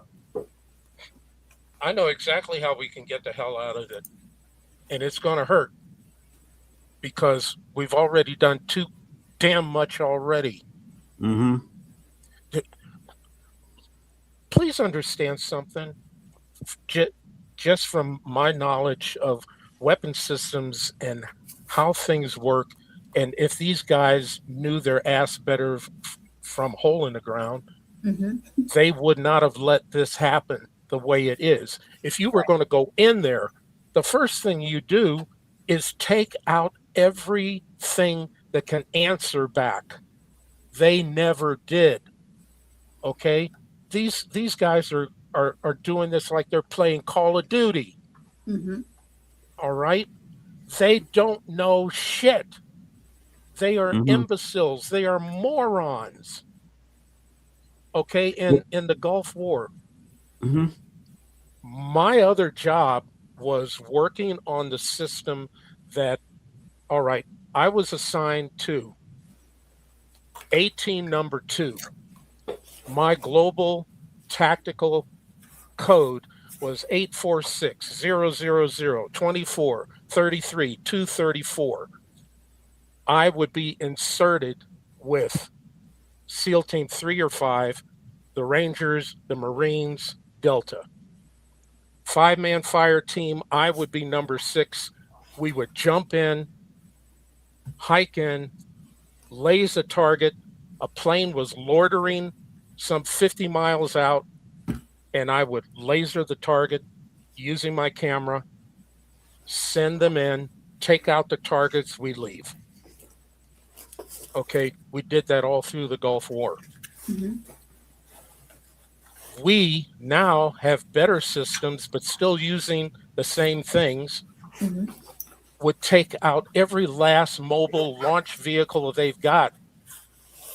The storage areas for all of those ballistic missiles and cruise missiles. We know where they are. They didn't do shit. They did not hit them. If you went into this serious,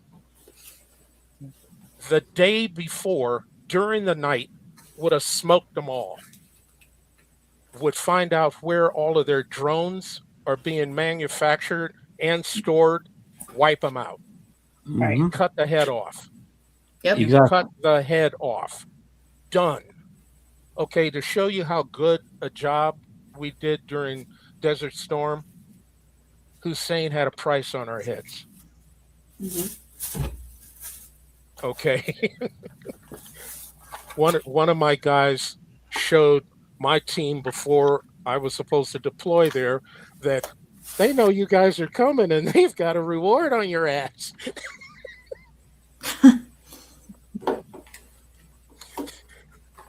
And we took the head off. They had nothing to answer back. These guys, they're playing. Okay, please understand, the only reason this war is going on is because he does not want to go to jail. He does not want people still concentrating on the Epstein files. Everything in this war is on the news cycle first, and the Epstein files are being buried. That is all this is about. I'm not pulling any punches here. I don't give a shit what anybody else out there wants to say. Okay? The Epstein files and him being in it, and other people of Congress that are Republicans and other people in industry are being covered, not to see the light of day. When the first files came out, his name was mentioned 30,000 times. When the unabridged one was 1 million. Please understand, overseas, anybody and everybody that was in those files has been relieved of duty, charged, and going to trial. That isn't happening here because they have to protect his ass. Yeah. They even got a Prince of Great Britain. Yes. There's ambassadors. There's other people in industry that are CEOs overseas. They have been arrested. That isn't happening here. And I had a conversation in Walmart just a few hours ago. This was at 2:30 this afternoon here, where this guy is asking me about what do you think about the war and everything and how Trump is doing such a bang-up job. And I said, bullshit. And everything that I laid out to him, talk about dissonance, cognitive dissonance. He was saying bullshit and lie to every fact that I laid out, and actually had the nerve to say, you can't rape the willing. And I went, the only thing that's saving me from doing something to you right now is that your ass ain't worth going to jail. Do some research and get your head out of your ass, get off of FAW News and all of these other right-wing trumped up sites and read the facts. That is what's going on out here. These people are ridiculous. I said, why is it that you won't believe what the women said? Well, you can't rape the willing. Yeah. A 12 or 13-year-old girl can't give permission. No, she's not old enough. No. And when somebody dropped you off somewhere and said that you're going to a party or you're going to their main thing was teenagers to be used as models in Right. commercials. They want modeling That career. was their, yes. Nobody is talking about Trump's original, quote, modeling agency with all of these women from the Slavic countries that was being investigated 5 years in, I think, for call girls and prostitution. Epstein was in that. He had that along with somebody else, and he extricated himself from that. But at the same time, he was still running Teen America, Teen USA, and the ones that were being trafficked out of that. And, I brought up with him that 13-year-old girl that when she finally got the wherewithal and filed charges, they threatened her family. And that's why she withdrew the charges. But the case is still open. And he's going, that's a lie. No, it isn't. He's a convicted felon. And he's going, well, she should have been more careful. What do you mean, be more careful? He was a predator. Correct. He cornered her, drugged her, raped her. And then here's years later, she's middle-aged, and he's going, she's really not my type. Well, she was at the time, because when you look at her younger pictures, have you noticed how all of them have either the body type or some similarity to his daughter? Yeah. Yeah. Sorry. That don't float. You remember what I said in my opening statement? Quoted Sun Tzu. Yeah. Never enter into combat unless the combat is already won. Yes. And that what you were talking about was an example of how you win a conflict before you even started. Yeah. If you can think of everything that your enemy can do, like close the Straits of Hormuz, that's number one. Any idiot could tell you that that's what Iran is going to counter with. You take out their means of doing that. Yes. You take out every damn motorboat they have. And all that would take is a good SEALs team and a few Rangers, and they could have blown up every damn thing that floated. Yes. That they owned. And Pete Hegseth last year pulled out all of our anti-mine boats, our minesweepers. All of the minesweepers. Pulled them to scrap. Didn't set them up for training. Didn't put them in reserve. Didn't put them in a mothball fleet. He sold them for scrap. And the new minesweepers, they can't get anything to work on them. No, because the same thing happened with Russia's military complex. Graft and bullshit.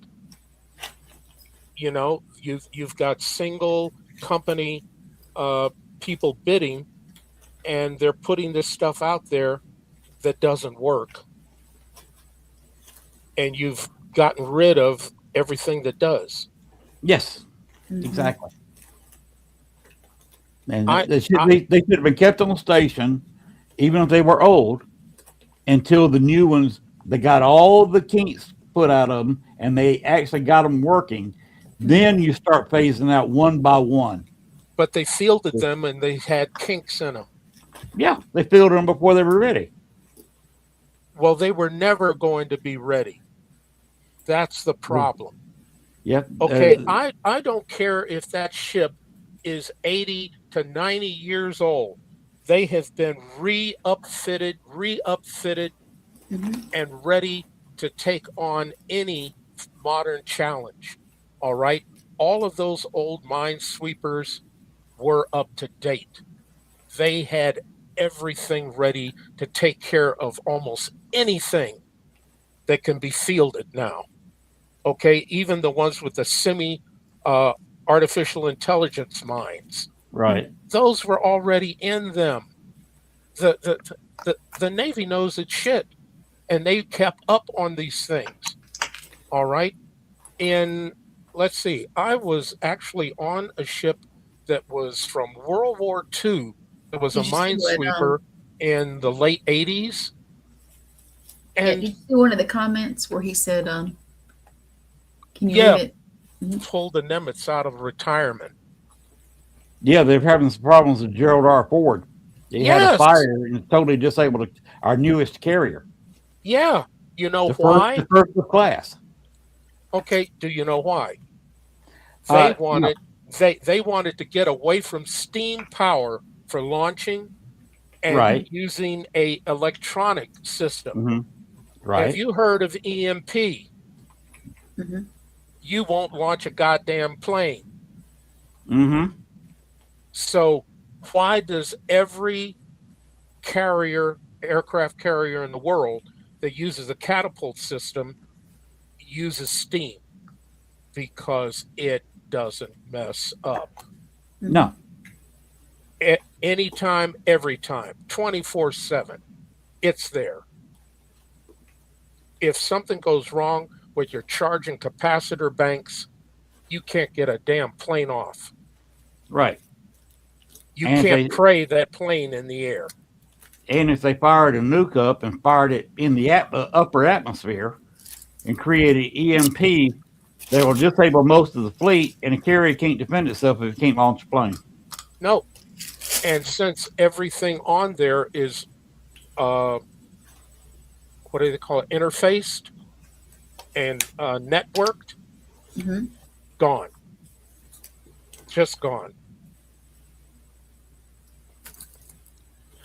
$13 billion is sitting there as a sitting duck. Yeah. And remember, that's the cost of the carrier, not people on it, no planes on it, nothing. That's just the ship sitting there. $13 billion. There's 4,000 people on that ship. Mm-hmm. Mm-hmm.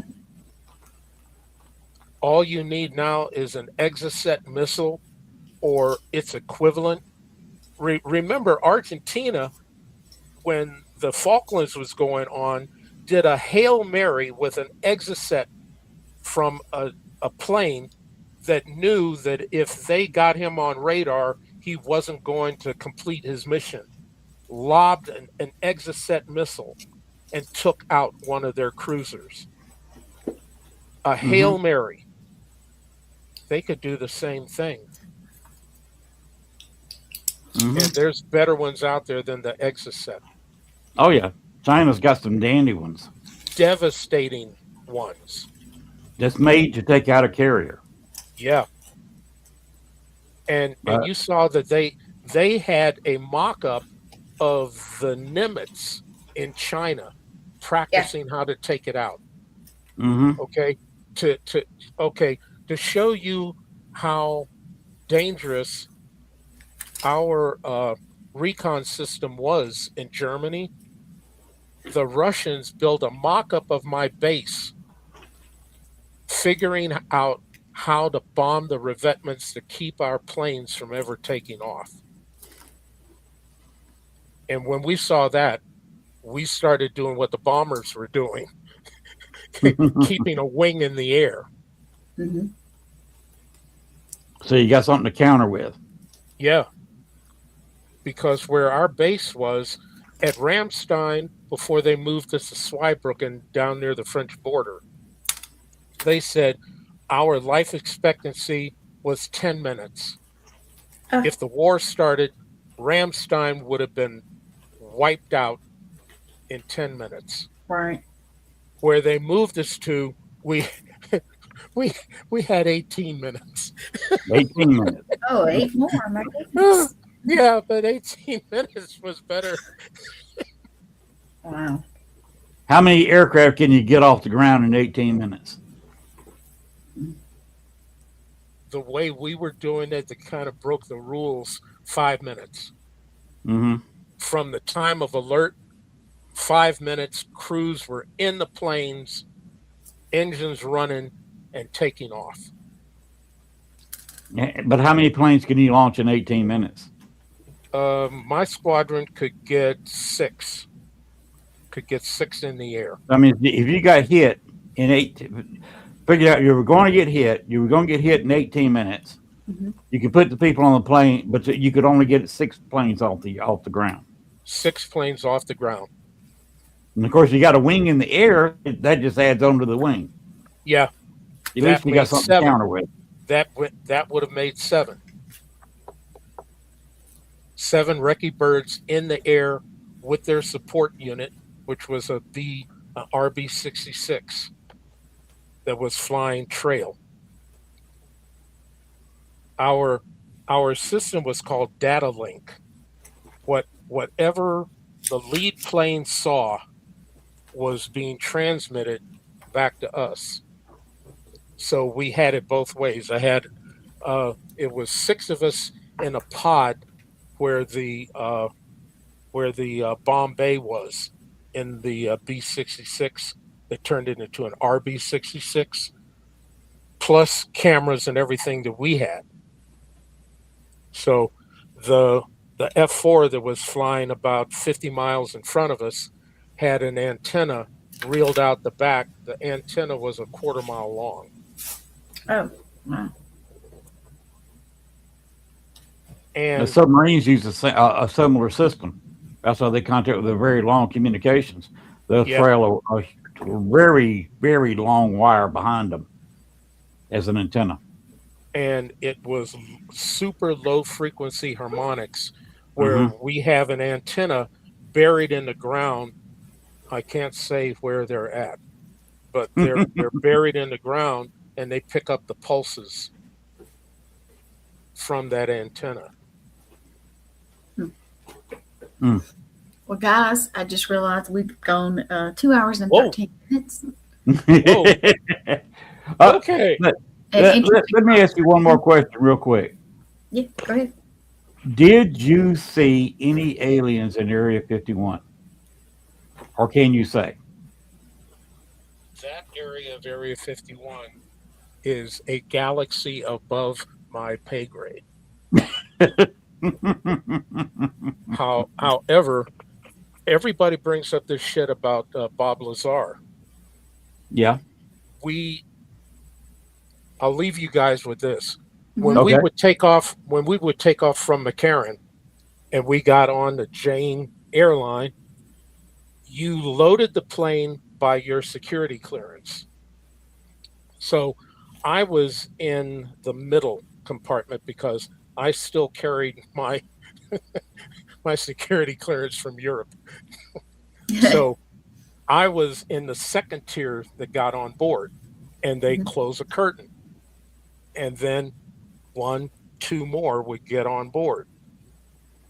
The windows were closed, so when you landed, whoever was on board didn't see who was in the compartment before you, okay? But you see, I spent overnights. So when I would fly out the next morning, I would see who got off the planes. And there was this wiry gentleman with these weird ass heavy black, not the lenses, but the frames, that resembled a younger Bob Lazar. And I saw him in 1981.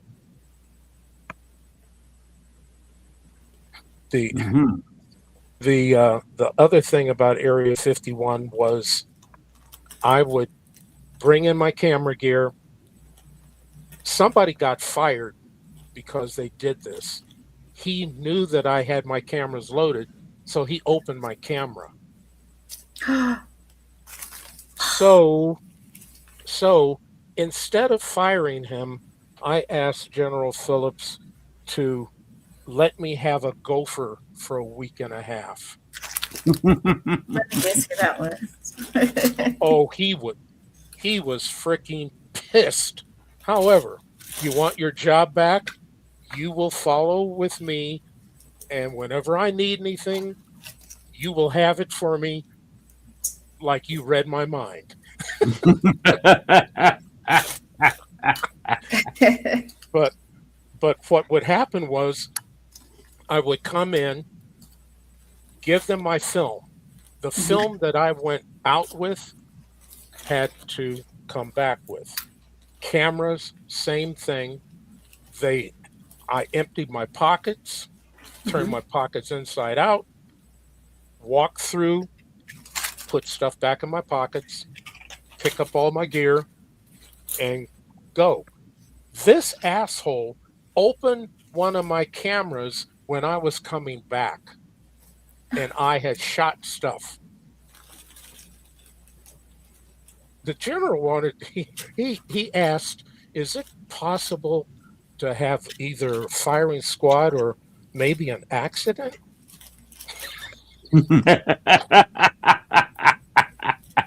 Because they had to run part of this fucking test again. I was about to say, what did how did Lord Had to do it again. Because your film got ruined. Yeah. He goes, oops, was I supposed to do that? And I just looked at him. Oh my goodness. Yeah. I don't know what was on my face when I looked at him. All I know is that Nothing everybody that was on that side of the table backed up really fast. Oh my goodness. Whoa. Probably thought you were about to take him out. I'm sure he was thinking about it. He's going, oh man, whoa, was I supposed to do that? Looking at me like this. Oh. And he went. And he's looking on either side of him, and the guys who were on either side of him weren't there. They were gone. Yeah, they were gone. They were up against the wall. And all right, go ahead. And I just went like this, and he gingerly laid the camera in my hand, and I said, "You need to come with me." Oh my goodness. And that was that. Yeah, but for the next week and a half, I had a gopher. Oh. I didn't purposely make his life shit, but he found out what I did. I would have, yeah. Didn't you tell me that you saw through some of the original red night vision goggles in Vietnam? Yeah. And they had to discontinue them because you saw stuff? Mm-hmm. You can't talk about that either, can you? All I know is that you saw the people that you were supposed to see, but then there was other shit. Exactly. Have you ever heard of the God helmet? No. Okay. I've worn it, and The that. God helmet. Mm-hmm. What did it do? You saw stuff with the helmet, and yeah, it Oh I mean, yeah, crossing wavelengths. Yeah, and had magnets, and let's just say some stuff like that in it, and for us that see stuff all anyway, it made it enhance. Some stuff it would, and you had to take it off if you started. I say glitching, but it honestly looked like glitching. Some people would do. I mean, you had to take it off because it got dangerous. Not like it was. It was hard. I think what you're talking about is also seeing energy fields and energy beams. Mm-hmm.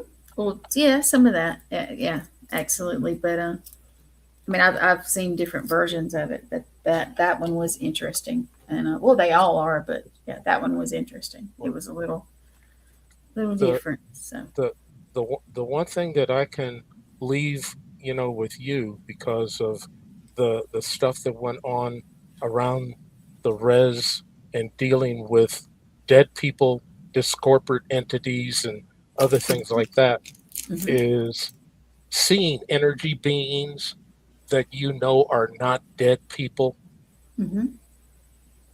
That was the thing that I was trying to explain to my elders.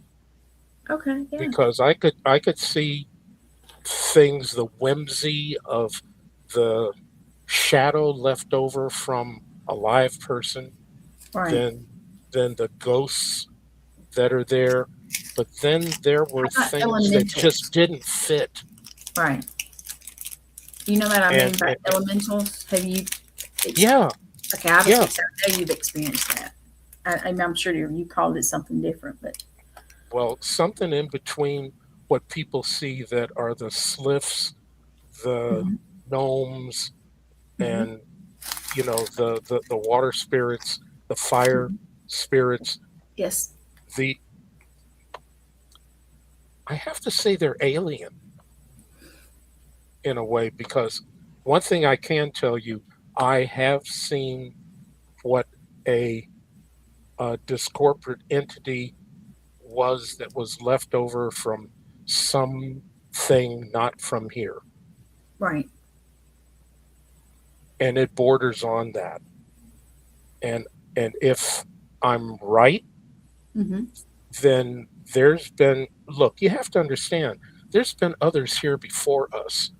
hmm There's been other civilizations here full up before us. Right.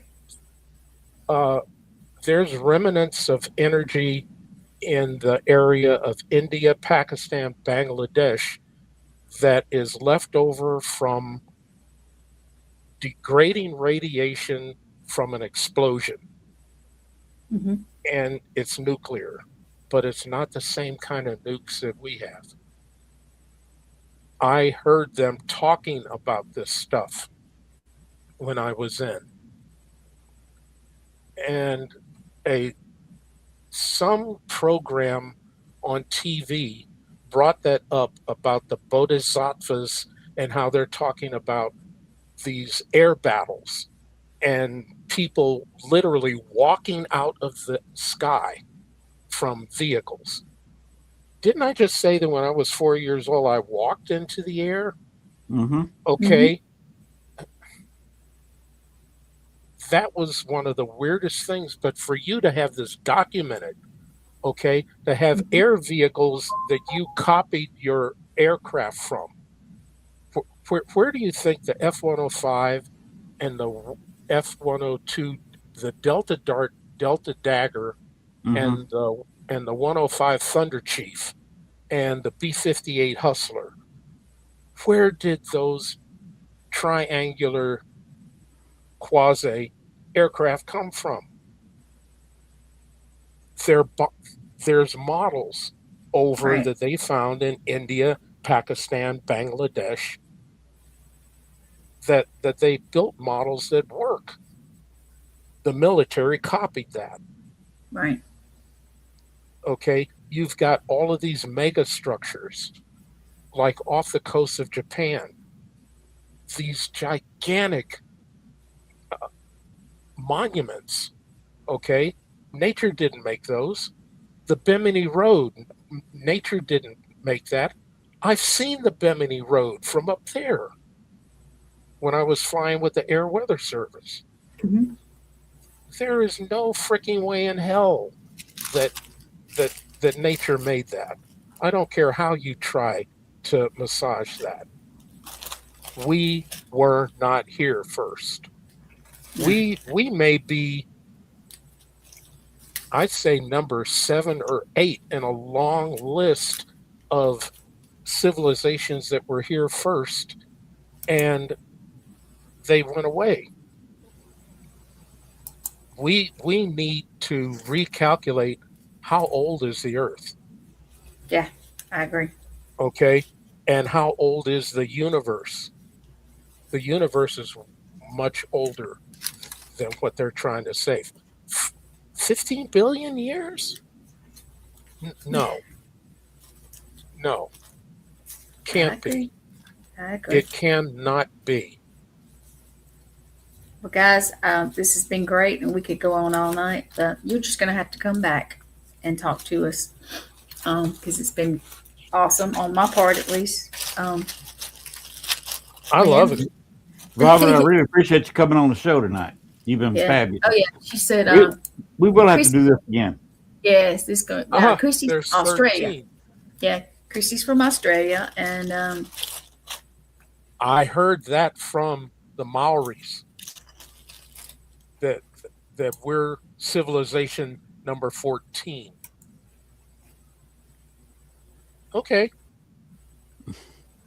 Interesting. But I yeah, can you live need with to that. come back and discuss some stuff because it's I don't know. I've enjoyed this. I've just been pretty much sitting back there until we started talking about other stuff. But Lynn, I'm gonna let you close it out for us, All right. and Chris, we're gonna get off here. I Christy, got some hello. stuff to do in the morning too. But yes, Rob, please keep in touch with us, and we'll get you hooked Yeah, back up. thank you for having me on. Don't be a Lynn. stranger. Exactly. Yeah, Robert. If you want to talk a little bit after the show, after we Yeah. shut down, Hold on in the background. okay. All righty. All right, just stick around. Yeah, we'll pull you out, and we'll go in the show, and just hang out. Don't exit the studio, and then we can talk off air. There you go. Here we go. All right. All right. I'm gonna right, pop my And stuff. I've got to go and get something to eat, Okay. Yeah. but I'll leave this up. Okay. Okay. Well, I am going to actually let Lynn finish out, and I have to get off here because I've got to get up in the morning. But yeah, definitely keep in touch. And when I close out, I'm gonna just put you in the back, Rob. If you want to tell everybody if they would like to get in contact with you, how to do that. I think that would be great. My main platform is Facebook, so just enter Robert Standing Eagle Marshall, and you'll get my Facebook page. All right. Well, No muss, no fuss. We appreciate you coming by, and we will do this again. If you want to just chat sometime, you know where to find me on Messenger. Will do. All right, Gwen. I think we're about done. Let's see if the video will actually play to end it. Go ahead and play the purple video.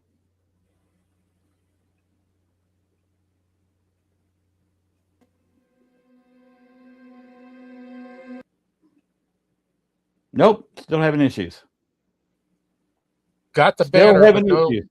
no sound. Yeah, it had sound for a second and quit.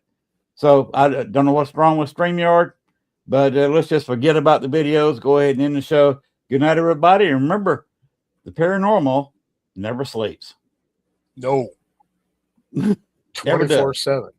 No. It can't.